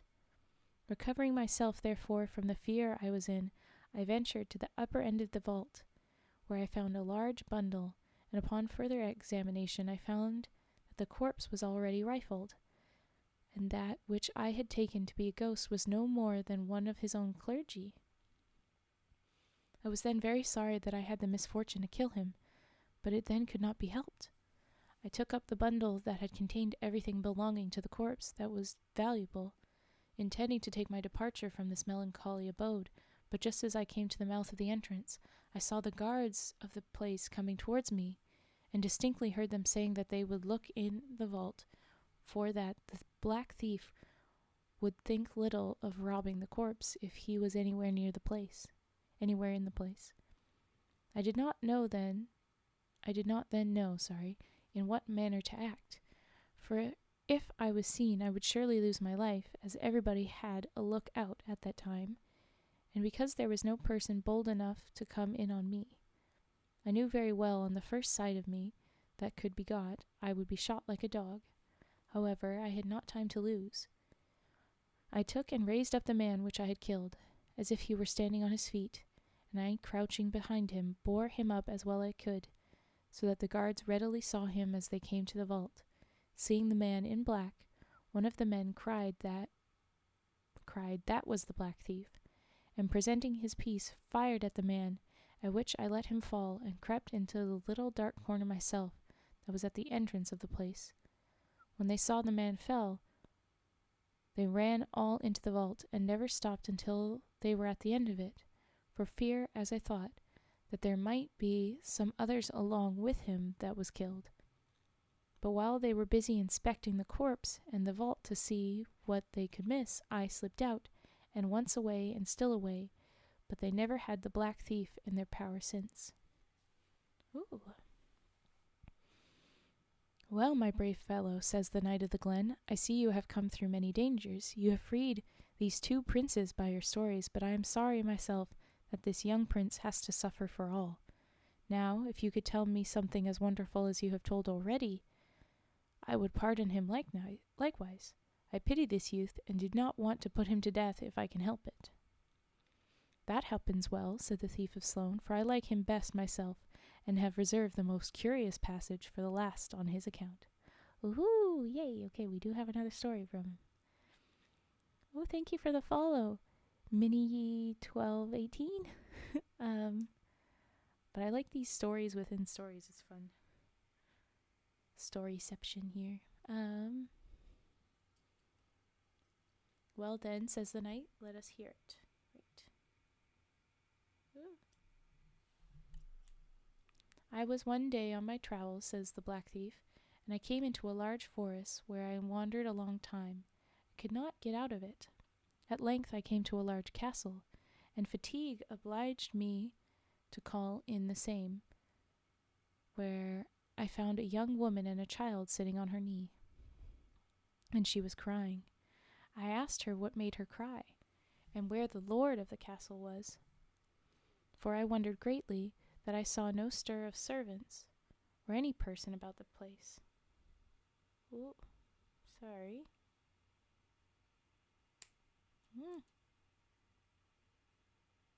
Never mind the weird noises. Sorry. Okay. It was well for you, says the young woman, that the lord of this castle is not at home at present, for he is a monstrous giant, with but one eye on his forehead, Cyclops, who lives on human flesh. He brought me this child, says she, I do not know where he got it, and ordered me to make it into a pie, and I cannot help crying at the command. I told her that if she knew of any place convenient that I could leave the child safely, I would do it, rather than it should be killed by such a monster. She told me of a house a distance off where I could get a woman who would take care of it. But what will I do in regard to the pie? Cut a finger off it, said I, and I will bring you in a young wild pig out of the forest, which you may dress as if it was the child, and put the finger in a certain place that if the giant doubts anything about it, you may know where to turn it over at the first, and when he sees it he will be fully satisfied that the pie is made of the child. Okay, so the baby will live, but will lose a finger. All right. She agreed to the scheme I proposed, and cutting off the child's finger, by her direction, I soon had it at the house she told me of, and brought her the little pig in the place of it. She then made ready the pie, and after eating and drinking heartily myself, I was just taking my leave of the young woman when we observed the giant coming through the castle gates. Bless me, said she, what will you do now? Run away and lie down among the dead bodies that he has in the room, showing me the place, and strip off your clothes that he may not know you from the rest if he has occasion to go that way. Thank you for the follow, Mitch Matched. Nice. Thank you for joining us. I took her advice and laid myself down among the rest as if dead. I'm a little nervous that, well, yeah, of course he's gonna live and it's gonna be fine, but it's like, this must be that the giant wants more food and he gets the dead bodies involved for food. But anyway, I took her advice, laid myself down among the rest as if dead. For whatever reason, they're naked, dead, because he has to take off his clothes, but to see how he would behave. The first thing I heard was him calling for his pie. When she set it down before him, he swore it smelled like swine's flesh, but knowing where to find the finger, she immediately turned it up, which fairly convinced him of the contrary. The pie only served to sharpen his appetite, and I heard him sharpening his knife and saying he must have a collop or two, for he was not near satisfied. But what was my terror when I heard the giant groping among the bodies, and fancying myself cut the half of my hip off, and took it with him to be roasted. Oh, ow, damn, did you not move when that happened? You may be certain I was in great pain, but the fear of being killed prevented me from making any complaint. Okay. However, when he had eaten all, he began to drink hot liquors in great abundance, so that in a short time he could not hold up his head, but threw himself on a large creel he had made for the purpose and fell fast asleep. Okay, alrighty. When I heard him snoring, I went up and caused the woman to bind my wound with a handkerchief, and taking the giant's spit, reddened it in the fire and ran it through the eye, but was not able to kill him. Oh no. However, I left the spit sticking out in his head and took to my heels, but I soon found he was in pursuit of me, although blind, and having an enchanted ring, he threw it at me, and it fell on my big toe and remained fastened to it. Okay. I guess, yeah, he had taken off his clothes. Wow, all right. The giant then called to the ring where it was, and to my great surprise it made him answer on my foot, and he, guided by the same, made a leap at me, which I had the good luck to observe, and fortunately escaped the danger. However, I found running was of no use in saving me, as long as I had the ring on my foot. So I took my sword and cut off the toe it was fastened on, and threw both into a large fish pond that was convenient. The giant called again to the ring, which by the power of enchantment always made him answer, but he, not knowing what I had done, imagined it was still on some part of me, and made a violent leap to seize me. When he went into the pond, over head and ears he was drowned. Now, Sir Knight, says the thief of Sloane, you see what dangers I came through, and always escaped. But indeed I am blamed for the want of my toe ever since, and half your hip, apparently. I think that probably played a little bit more than your one toe, but okay. Wow. This story has a thing for removing fingers and toes and hips. Yeah. Hope it was not his big or pinky toe. If it was his pinky toe, he's doing better. But I would imagine it is probably one of the end toes. It would be really hard to get one of the middle toes with the ring. I mean, neither would be terribly easy, but anyway. Insanity. Okay. Nearly at the end here, though. It's the last little bit. My lord and master, says an old woman that was listening all the time, that story is but too true, as I well know, for I'm the very woman that was in the giant's castle. Oh my god, dude, girl, where'd you come from? It's like, oh hey, good to see you again. Can you help me not die and all this? Maybe? Because you use your outer toes for balance and all that. You use all your toes, but like the ring, how would it have gotten onto? It would have physically been hard to like just randomly catch any toe, but it's probably harder with that. Guess you use your hip for that too, I get. Yeah, your hip would be where it's really hard to walk, whereas you can probably find your way if you lose just one toe. If you lost all your toes, that would be a bigger significance. I mean, none of them lost would be fun, but there are lots of people that have 9 toes and still manage just fine, not really even limping. So this guy being lame, as they say, like obviously really having struggle walking, yeah, I would blame the hip wound, but okay. Or maybe the big toe. The big toe is significantly more, but still. Half a hip that was able to be patched up with just a handkerchief? Yeah, I don't know how. When they say half a hip, I wonder how that works, but anyway. Okay. Oh yeah, so it's her. I was the one in the castle. Sir, I'm the woman that was in the giant's castle, and you, my lord, the child that I was to make into a pie. Oh my gosh! Oh my gosh! The man saved his life. You're the baby that we could have killed. Oh, that's a crazy coinky dink. Okay. You are the child I was to make into a pie, and this is the very man that saved your life, which you may know by the want of your finger that was taken off, as you have heard, to deceive the giant. Wow! Maybe more like half a butt cheek. That was also what I was thinking. He's lame because he isn't hip. Tetra. Nice. Nice. Okay. This is so crazy. Quinky dink on the last story. The knight of the Glen, greatly surprised at what he had heard the old woman tell, and knowing he wanted his finger from childhood, began to understand that the story was true enough. And this is my deliverer, says he? O brave fellow, I not only pardon you all, but will keep you with myself while you live, where you shall feast like princes, and have every attendance that I have myself. They all returned thanks on their knees, and the black thief told him the reason they attempted to steal the steed of Bells, and the necessity they were under in going home. Well, says the Knight of the Glen, if that's the case, I bestow you my steed rather than this brave fellow should die. So you may go when you please. Only remember to call and see me betimes, that we may know each other well. Aw, that's good. They promised they would, and with great joy they set off for the king, their father's palace, and the black thief along with them. Apparently buttocks are one of the best parts from animals, though. Yeah, I wouldn't know on humans, but that is where we get bacon and such, so why not?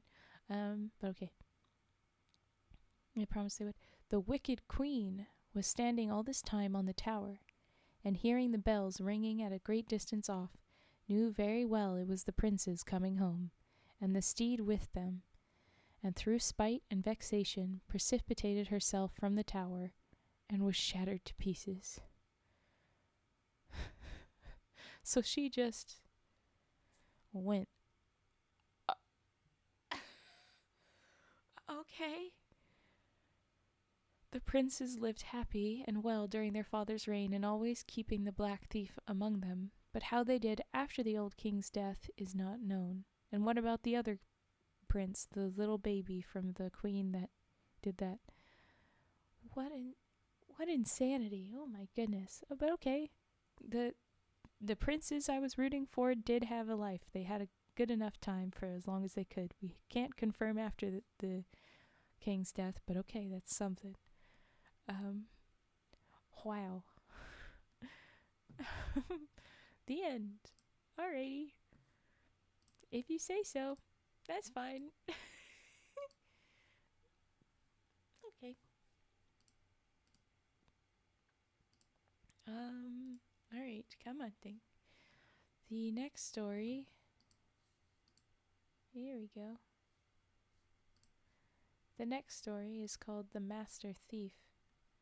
And it's about the same length as the other ones, and that would be the very end. You really like that one? Oh wait, what one? The Black Thief and the Knight of the Glen. I didn't write that down here. Yeah, it was a good one. I mean, it was a bit random with bringing some things in. The part with the gates and the walls.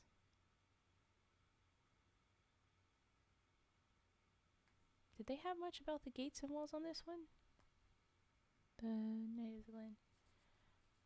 Maybe I'm mixing things up, but I know that there was one that had a lot more about gates, walls.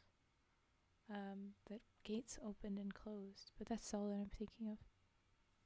Of the Glen. Okay, here we go. I think we'll probably do this next story, and that will be the end, based on links.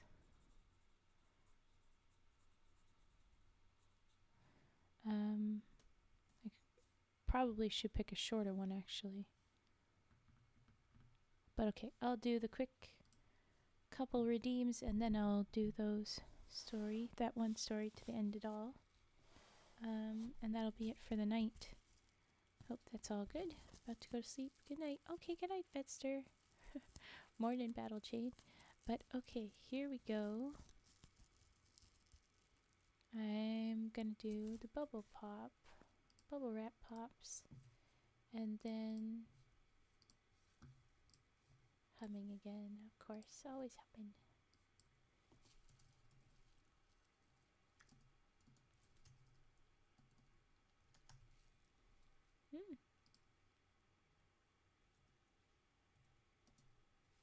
Okay, there's a bit of info overload, yeah. Just quickly rush through the last things, always. Okay, bubble wraps, and then we'll do humming, and then story and end. Alright, here you go.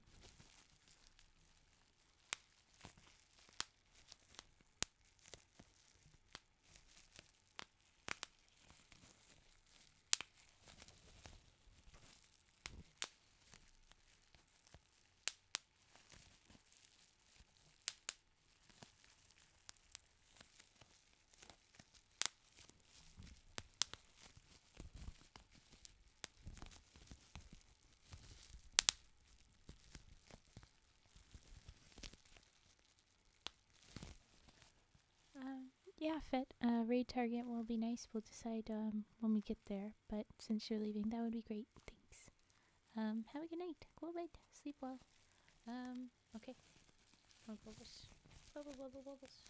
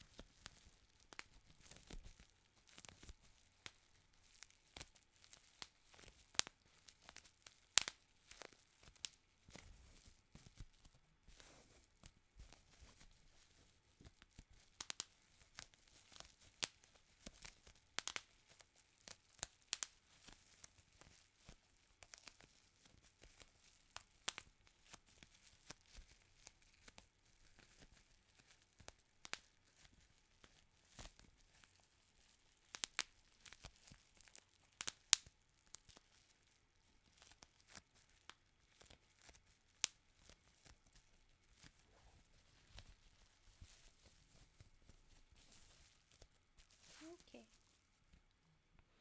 And that was Bubble Reps. Ooh, almost sound like a campfire. Oh yeah, like the crackling of logs. Ooh, oh, found a bird. Oh, that's interesting. But also, if Raven ever gets to partner, I sure freaking hope I get to partner. Let's get me to partner, please. Let's do that. I would like that. I would like that, please. But okay. Humming time.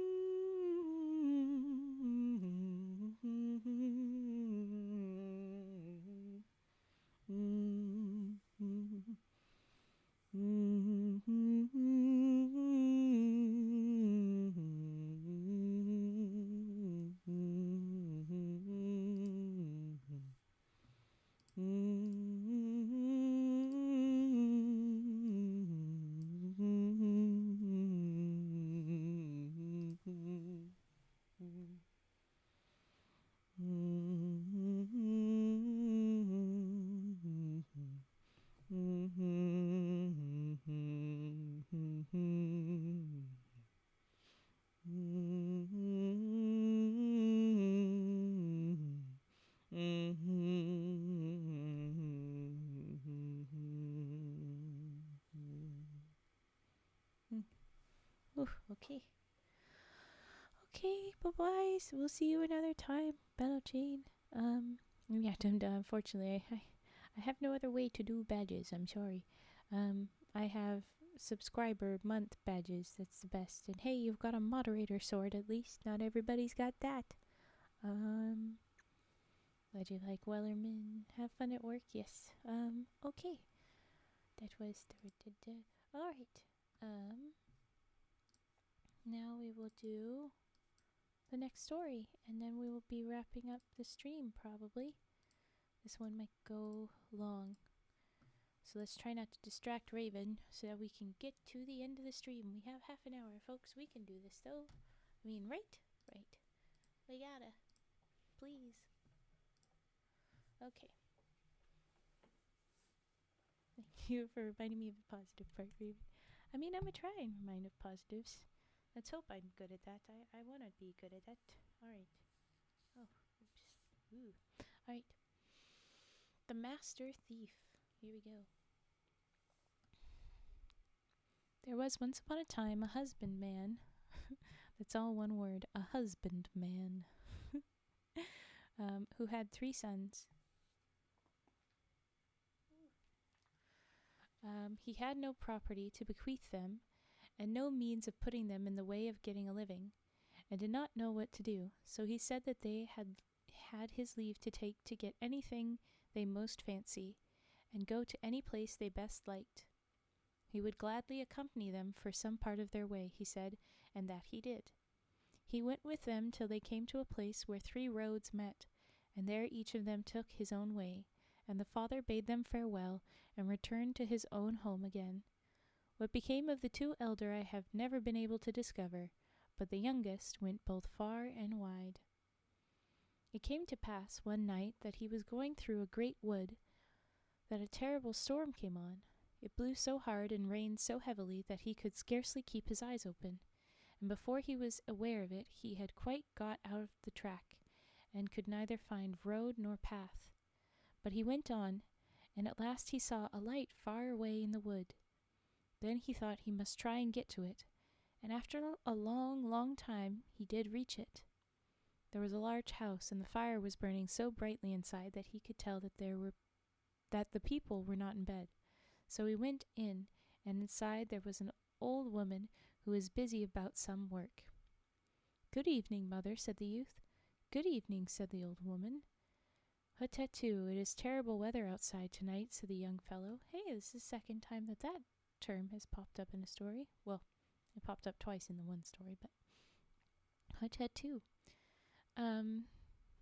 Is terrible weather outside? "Indeed it is," said the old woman. "Can I sleep here and have shelter for the night?" asked the youth. "It wouldn't be good for you to sleep here," said the old hag, "for if the people of the house come home and find you, they will kill both you and me." "What kind of people are they then who dwell here?" said the youth. "Oh, robbers and rabble of that sort," said the old woman. "They stole me away when I was little, and I have had to keep house for them ever since." "I still think I will go to bed all the same," said the youth. "No matter what happens, I'll not go out tonight in such weather as this." "Well, then, it will be the worse for yourself," said the old woman. "If they stole her when she was little, and now she's old. Wow." "How old are they?" The young man lay down in a bed which stood near, but he dared not go to sleep. And it was better that he didn't, for the robbers came, and the old woman said that a young fellow, who was a stranger, had came there, and she had not been able to get him to go away again. "Did you see if he had any money?" said the robbers. "He's not one to have money, he is a tramp. If he has a few clothes on his back, that is all." Then the robbers began to mutter to each other apart about what they should do with him, whether they should murder him, or what else they should do. In the meantime the boy got up and began to talk to them, and asked them if they did not want a manservant, for he could find pleasure enough in serving them. "Yes," said they, "if you have a mind to take the trade that we follow, you may have a place here." "It's all the same to me what trade I follow," said the youth, "for when I came away from home my father gave me leave to take to any trade I fancied." "Have you a fancy for stealing then?" said the robbers. "Yes," said the boy, for he thought That was a trade which would not take long to learn. Not very far off there dwelt a man who had 3 oxen, one of which was to take to the town to sell. The robbers had heard of this, so they told the youth that if he were able to steal the ox from him on the way, they told the youth to steal. If he was able to steal the ox on the way without his knowing and without doing him any harm, he should have leave to be their servant man. So the youth set off, taking with him a pretty shoe with a silver buckle that was lying about in the house. He put this in the road by which the man must go with his ox, and then went into the wood and hid himself under a bush. When the man came up, he at once saw the shoe. "That's a brave shoe," said he. "If I had but the fellow to it, I would carry it home with me, and then I should put my old woman, into good humor for once." For he had a wife who was so cross and ill-tempered that the time between the beatings she gave him was very short. But then he bethought himself that he could do nothing with one shoe if he had not the fellow to it. So he journeyed onwards and let it lie where it was. Then the youth picked up the shoe and hurried off away through the wood as fast as he was able to get in front of the man, and then put the shoe in the road before him again. When the man came with the ox and saw the shoe, he was quite vexed at having been so stupid as to leave the fellow to it lying where it was instead of bringing it on with him. "I will just run back again and fetch it now," he said to himself, "and then I shall take back a pair of good shoes to the old woman, and she may perhaps throw a kind word to me for once."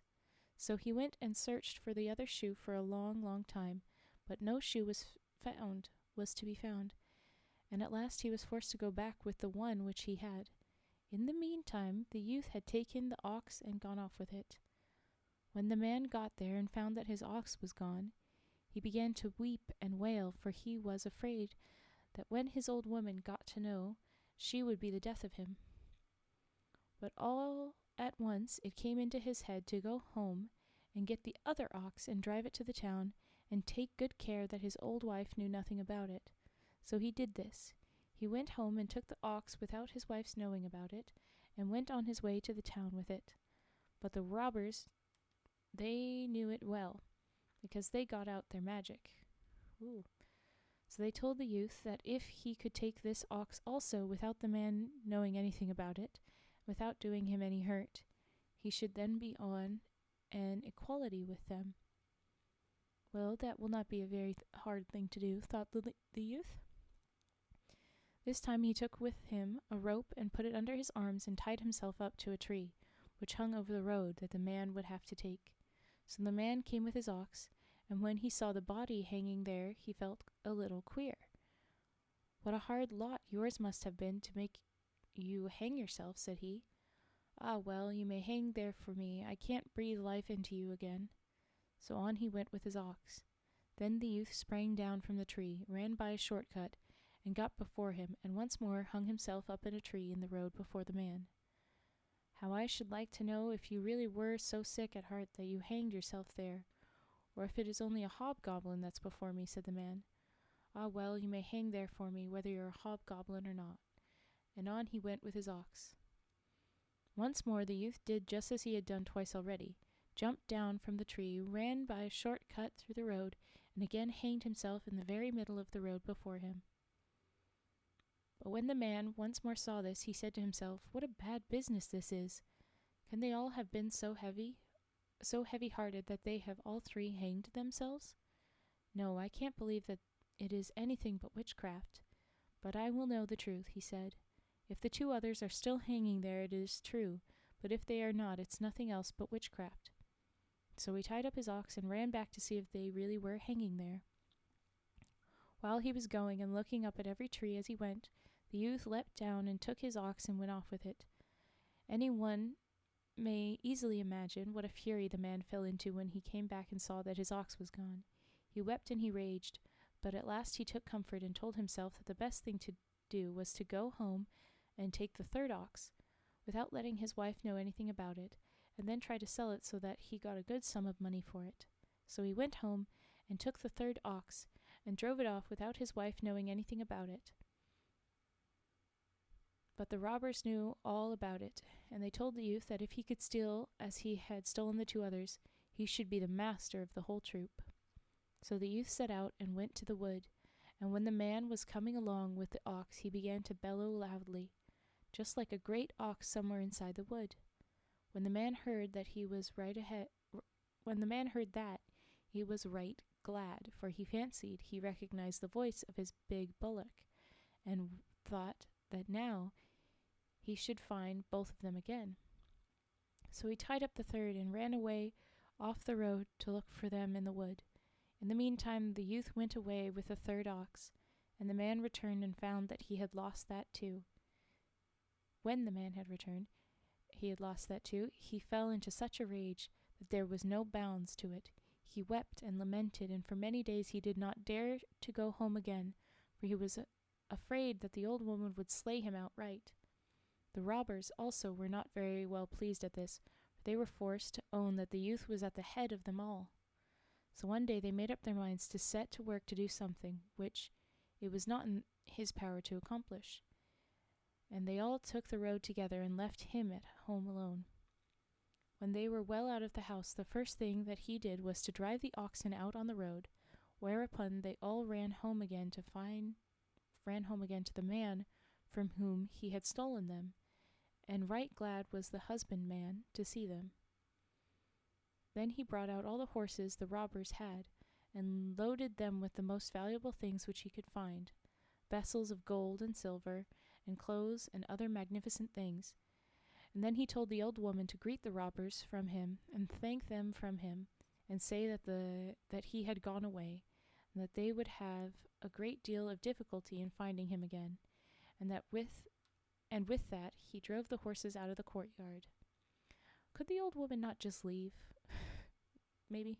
Anyway, after a long, long time, he came to the road on which he was traveling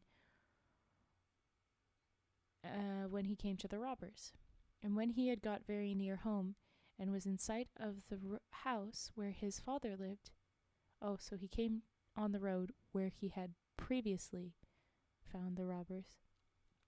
But then he got very near home and was in sight of the house where his father lived. He put on a uniform which he had found among the things he had taken from the robbers, and which was made just like a general's, and drove into the yard just as if he were a great man. Then he entered the house and asked if he could find lodging there. "No, indeed you can't," said his father. "How could I possibly be able to lodge such a great gentleman as you? It is all that I can do to find clothes and bedding for myself, and wretched they are." "You are always a hard man," said the youth, "and hard you are still if you refuse to let your own son come into your house." "Are you my son?" said the man. "Do you not know me again then?" said the youth. Then he recognized him and said, "What trade have you taken that has made you such a great man in such a short time?" "Oh, that I will tell you," answered the youth. "You said that I might take to anything I liked, so I apprenticed myself to some thieves and robbers, and now I have served my time and become a master thief." Now the governor of the province lived by his father's cottage, and this governor had such a large house and so much money that he did not even know how much it was, and he had a daughter who was both pretty and dainty, and good and wise. So the master thief was determined to have her to wife, and told his father that he was to go to the governor and ask for his daughter for him. "If he asks what trade I follow, you must say that I am a master thief," said he. "I think you must be crazy," said the man, "for you can't be in your senses if you think of anything so foolish." "You must go to the governor and beg for his daughter. There is no help," said the youth. "But I dare not go to the governor and say this. He is so rich and has so much wealth of all kinds," said the man. "There's no help for it," said the master thief. "Go you must, whether you like it or not. For if I can't get you to go by using good words, I will soon make you go with bad ones." "Oh." But the man was still unwilling, so the master thief followed him, threatening him with a great birch stick, till he went weeping and wailing through the door to the governor of the province. Oh no. Well, that's not a good way to do this at all. "Now, my man, what's amiss with you?" said the governor. So he told him that he had 3 sons who had gone away one day, and now he had given them permission to go where they chose, and take whatsoever work they fancied. "Now," he said, "the youngest of them has come home, and has threatened me till I have come to you to ask for your daughter for him, and I am to say that he is a master thief." And again the man fell a weeping and lamenting. "Console yourself, my man," said the governor, laughing. "You may tell him from me that he must give me some proof of this. If he can steal the joint off the spiff in the kitchen on Sunday, when every one of us is watching it, he shall have my daughter. Will you tell him that?" The man did tell him, and the youth thought it would be easy enough to do it. So he set himself to work to catch 3 hares alive, put them in a bag, clad himself in some old rags, so that he looked so poor and wretched that it was quite pitiable to see him, and in this guise on Sunday forenoon he sneaked into the passage with his bag, like any beggar boy. The governor himself and every one in the house was in the kitchen, keeping watch over the joint. While they were doing this, the youth let one of the hares slip out of his bag, and off it set and began to run around the yard. "Just look at that hare," said the people in the kitchen, and wanted to go out and catch it. The governor saw it too, but said, "Oh, let it go. It's no use to think of catching a hare when it's running away." It was not long before the youth let another hare out, and the people in the kitchen saw this too, and thought that it was the same. So again they wanted to go out and catch it, but the governor again told them that it was of no use to try. Very soon afterwards, however, the youth let slip the 3rd hare, and it set off and ran round and round the courtyard. The people in the kitchen saw this too, and believed it was still the same hare that was running about, so they wanted to go out and catch it. "It's a remarkably fine hare," said the governor. "Come and let us see if we can get hold of it." So out he went, and the others with him, and away went the hare, and they after it in real earnest. Just 3 times, and then you're convinced to go and do the thing you said you shouldn't? Okay. In the meantime, however, the master thief took the joint and ran off with it, and whether the governor got any roast meat for his dinner that day I know not, but I know that he had no roast hare, though he chased it till he was both hot and tired. At noon came the priest, and when the governor had told him of the trick played by the master thief, there was no end to the ridicule he cast on the governor. "For my part," said the priest, "I can't imagine myself being made a fool of by such a fellow as that."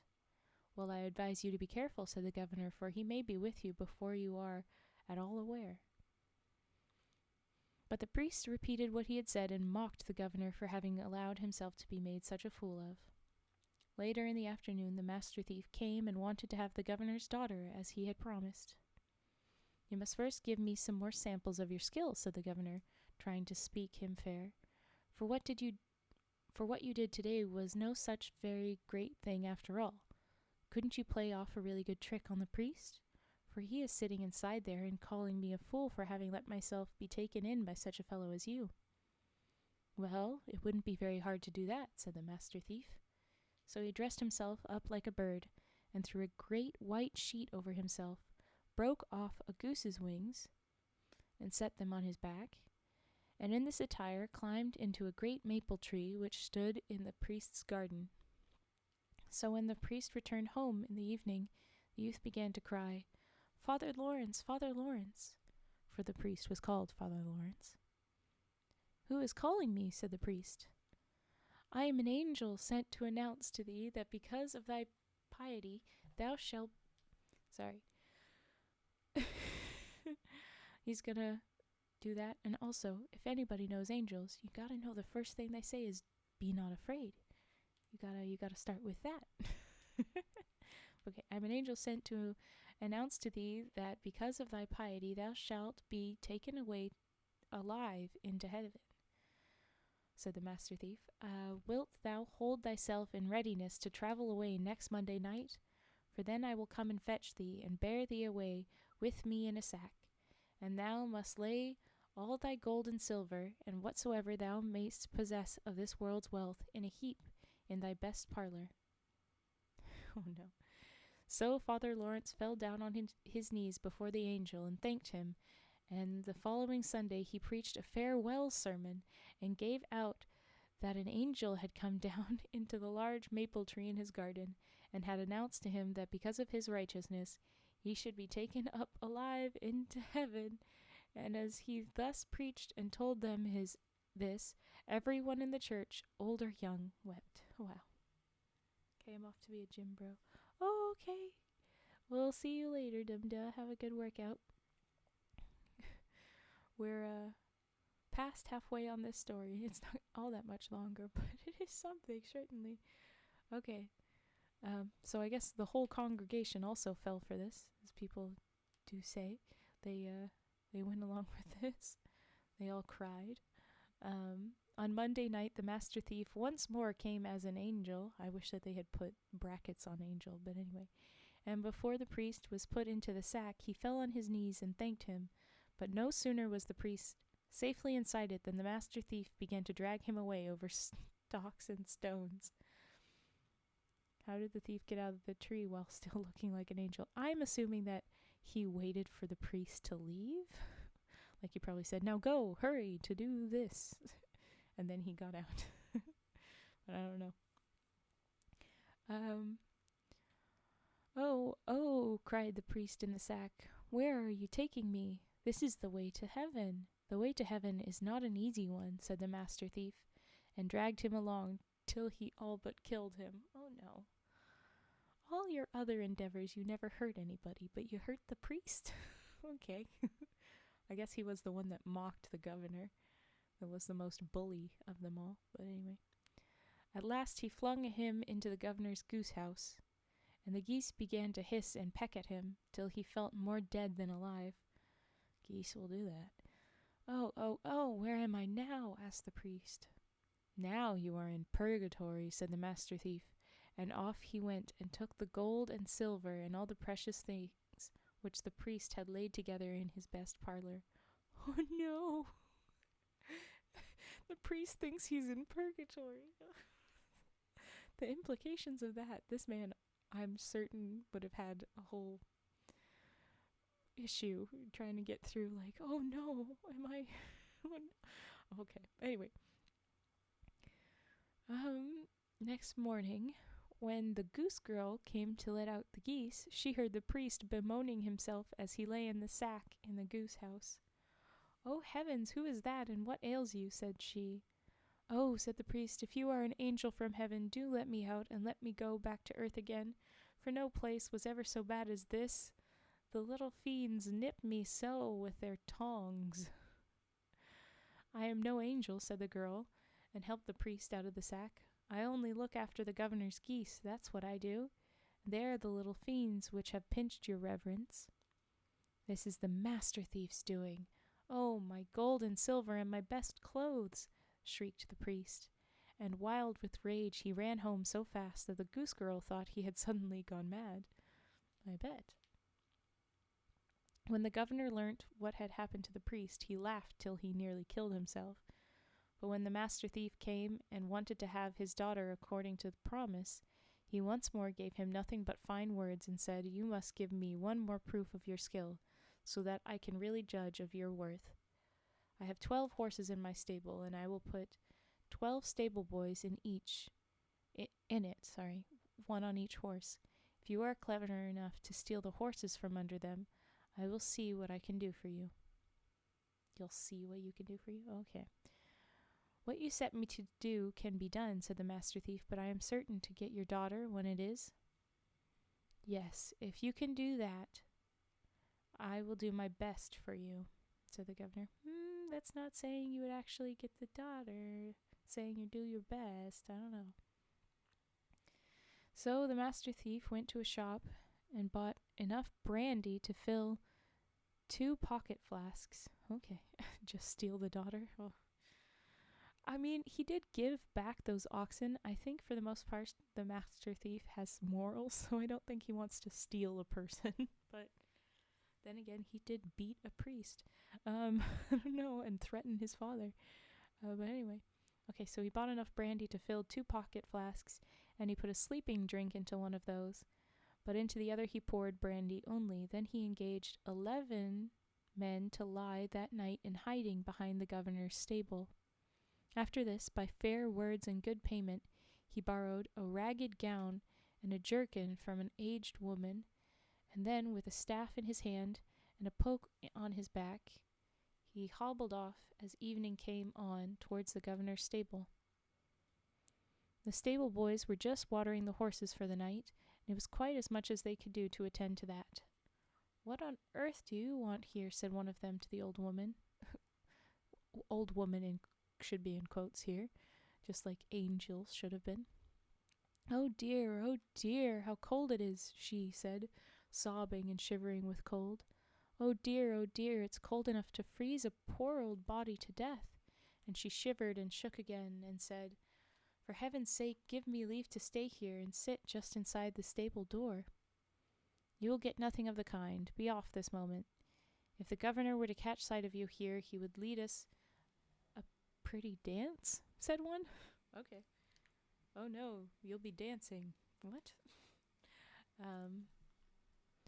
"Oh, what a poor, helpless old creature," said another, who felt sorry for her. "That poor old woman can do no harm to anyone. She may sit there and welcome." The rest of them thought that she ought not to stay, but while they were disputing about this and looking after the horses, she crept farther and farther into the stable, and at last sat down behind the door, and when once she was inside, no one took any more notice of her. As the night wore on, the stable boys found it rather cold work to sit still on horseback. "Hutetu, but it is fearfully cold," said one, and began to beat his arms backwards and forwards across his breast. "Yes, I am so cold that my teeth are chattering," said another. "If one had but a little tobacco," said a third. Well, one of them had a little, so they shared it among them, though there was very little for each man, but they chewed it. This was some help to them, but very soon they were just as cold as before. "Hutetu," said one of them, shivering again. "Hutetu," said the old woman, gnashing her teeth together till they chattered inside her mouth. Then she got out the flask, which contained nothing but brandy, and her hands trembled so that she shook the bottle about, and when she drank it made a great gulp in her throat. "What is that you have in your flask, old woman?" asked one of the stable boys. "Oh, it's only a little drop of brandy, your honor," she said. "Brandy? What? Let me have a drop, let me have a drop," screamed all the 12 at once. "Oh, but what I have is so little," whimpered the old woman, "it will not even wet your mouths." But they were determined to have it, and there was nothing to be done but give it, so she took out the flask with the sleeping drink and put it to the lips of the first of them, and now she shook no more, but guided the flasks so that each of them got just as much as he ought, and the 12th had not done drinking before the first was already sitting snoring. Then the master thief flung off his beggar's rags and took one stable boy after the other and gently set him astride on the partitions which divided the stalls. Hey, here we go. Hey, why not Zoidberg? Divided the stalls.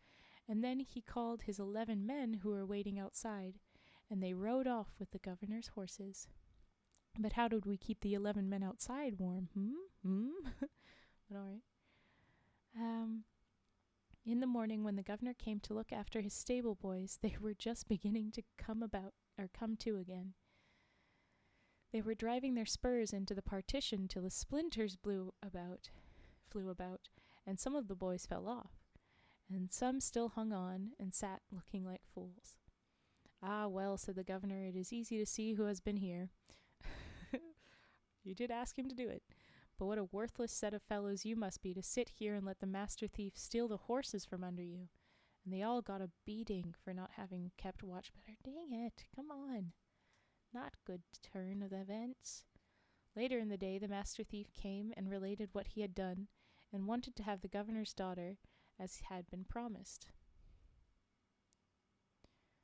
But the governor gave him $100 and said that he must do something that was better still. "God damn it. Do you think you can steal my horse from under me when I am out riding on it?" said he.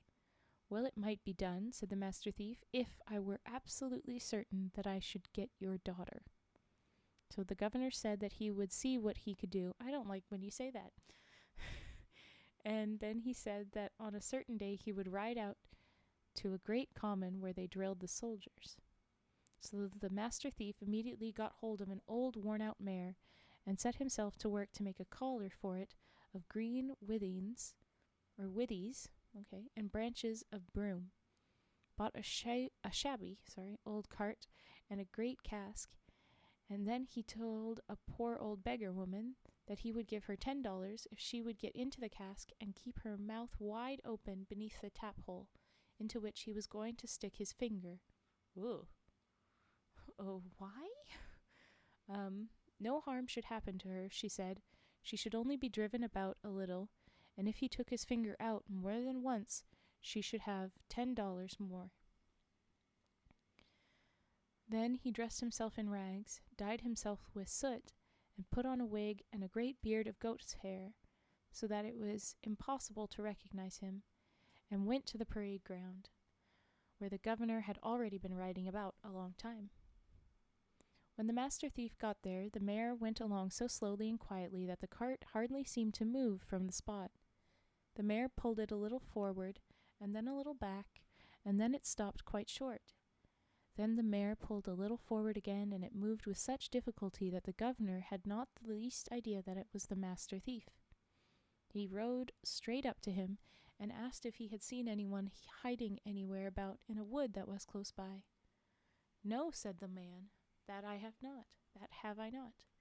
"Hark you," said the governor, "if you will ride into that wood and search it carefully to see if you can light upon a fellow who is hiding in there, you shall have the loan of my horse and a good present of money for your trouble." "I am not sure that I can do it," said the man, "for I have to go to a wedding with this cask of mead which I have been to fetch, and the tap is fallen out of the way, so now I have to keep my finger in the tap hole as I drive."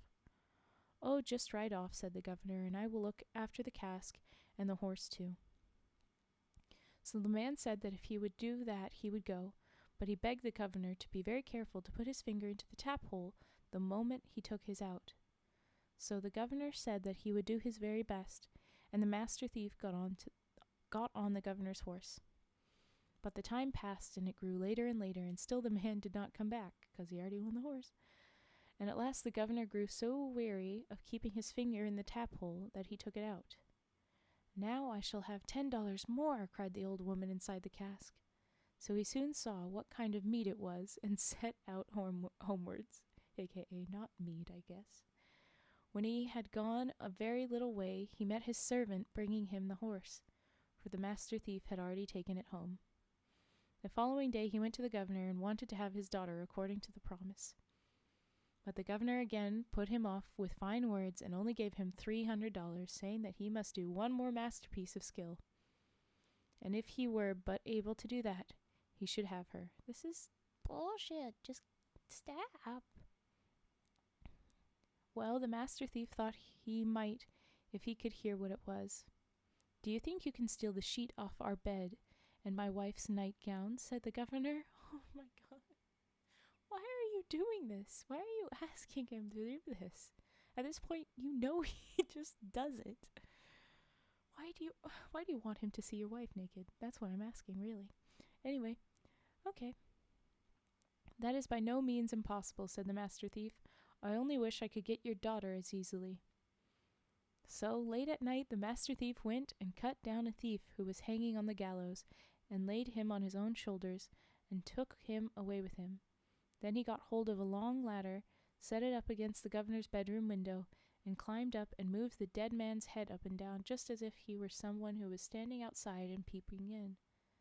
"There's the master thief, mother," said the governor, nudging his wife. Why do you call your wife mother? Anyway, "now I'll just shoot him, that I will." So he took up a rifle which he had laid at his bedside. "Oh no, you must not do that," said his wife. "You yourself arranged that he was to come here." "Yes, mother, I will shoot him," said he. Oh, God. And lay there aiming, and then aiming again, for no sooner was the head up than he caught sight of it than it was gone again. At last he got a chance and fired, and the dead body fell with a loud thud to the ground, and down went the master thief too as fast as he could. "Well," said the governor, I certainly am the chief man about here, but people soon begin to talk, and it would be very unpleasant if they were to see this dead body. The best thing that I can do is to go out and bury him." "Just do what you think best, father," said his wife. "Why do you call your husband father?" "It feels wrong in all kinds of ways." So the governor got up and went downstairs, and as soon as he had gone out through the door, the master thief stole in and went straight upstairs to the woman. "Well, father dear," said she, for she thought it was her husband, have you got done already?" "Oh yes, I only put him into a hole," said he, "and raked a little earth over him. That's all I have been able to do tonight, for it is fearful weather outside. I will bury him afterwards, but just let me have the sheet to wipe myself with, for he was bleeding, and I have got covered with blood with carrying him." It must do a great impression that he said all that, and she didn't realize it was a different person. "You will have to let me have your nightgown too," he said, "for I begin to see that the sheet won't be enough." Then she gave him her nightgown, but just then it came into his head that he had forgotten to lock the door, and he was forced to go downstairs and do it before he could lie down in bed again. So he says, "Oh, I've just forgotten to lock the door. I better go back down." For a second I thought it was like a real thing that the master thief had forgotten. No, that's just what he told the wife, why he wasn't going to lie down with her. So off he went with the sheet and the nightgown too. An hour later the real governor returned. "Well, what a time it has taken to lock the house door, father," said his wife. "And what have you done with the sheet and the nightgown?" "What do you mean?" asked the governor. "Oh, I am asking you what you have done with the nightgown and sheet that you got to wipe the blood off yourself with," said she. "Good heavens," said the governor, "has he actually got the better of me again?" "Well, no shit, you dumbass." When day came, the master thief came too, and wanted to have the governor's daughter as had been promised, and the governor dared do no otherwise than give her to him, and much money besides, for he feared that if he did not, the master thief might steal the very eyes out of his head, and that he himself would be ill spoken of by all men. The master thief lived well and happily from that time forth, and whether he ever stole any more or not I cannot tell you, but if he did, it was but for pastime. Oh, see, so he was thieving for fun and not for keeping, except for the bits that he stole from the thieves, I guess. But wow, the end. Okay, that's the end of the stream. I'm going to grab the raid recommendation that Fetster would have sent over on Discord. Come on, thingy. So there we go. So then we will raid out. That will be it for tonight. Thank you so much for watching. Still shocked and grateful as heck that we got to 500 followers today. Made it to the end, yay! Which also means I have been irresponsible. Lol. Yes. Celebrate, but then realize your own problems. Darn. Sorry, Cage. But okay. People call each other forms of mom and dad all the time. It's odd but common. It just feels weird when it's so formal version of it. I understand when you call it when there's the kids around and such, but it's And there's plenty of people that also are uncomfortable with the mommy daddy terms when you call your actual partner as opposed. Anyway, everybody's got their own things. It just felt very stilted in this sort of format. 500 is deserved. Thank you. I mean, I don't know, but thank you. You're going pretty quickly, Raven. Yeah, I am. It's something. I'm shocked by it. But okay, we're doing the rating. Yes, alright. So, end screen. Thank you so much for watching. Thank you, everybody. I have my raid target. We're gonna go to Alta Maria, recommended by Fet. Cage, can you drop the array? Oh no, wait, how do you do this? Oh my gosh. Raid 1. Okay, so option 1 for the frogs. There we go. Copying that. Or raid 2. Your other option message. There we go. So, grab your raid message. We're going to raid into Alta Maria, like I said. Here we go. Thank you so much one more time for following. Thank you, everybody, and have a good night. I hope everyone actually sleeps. We all need sleeps. Alrighty, here we go. Eep. Up, up, and away.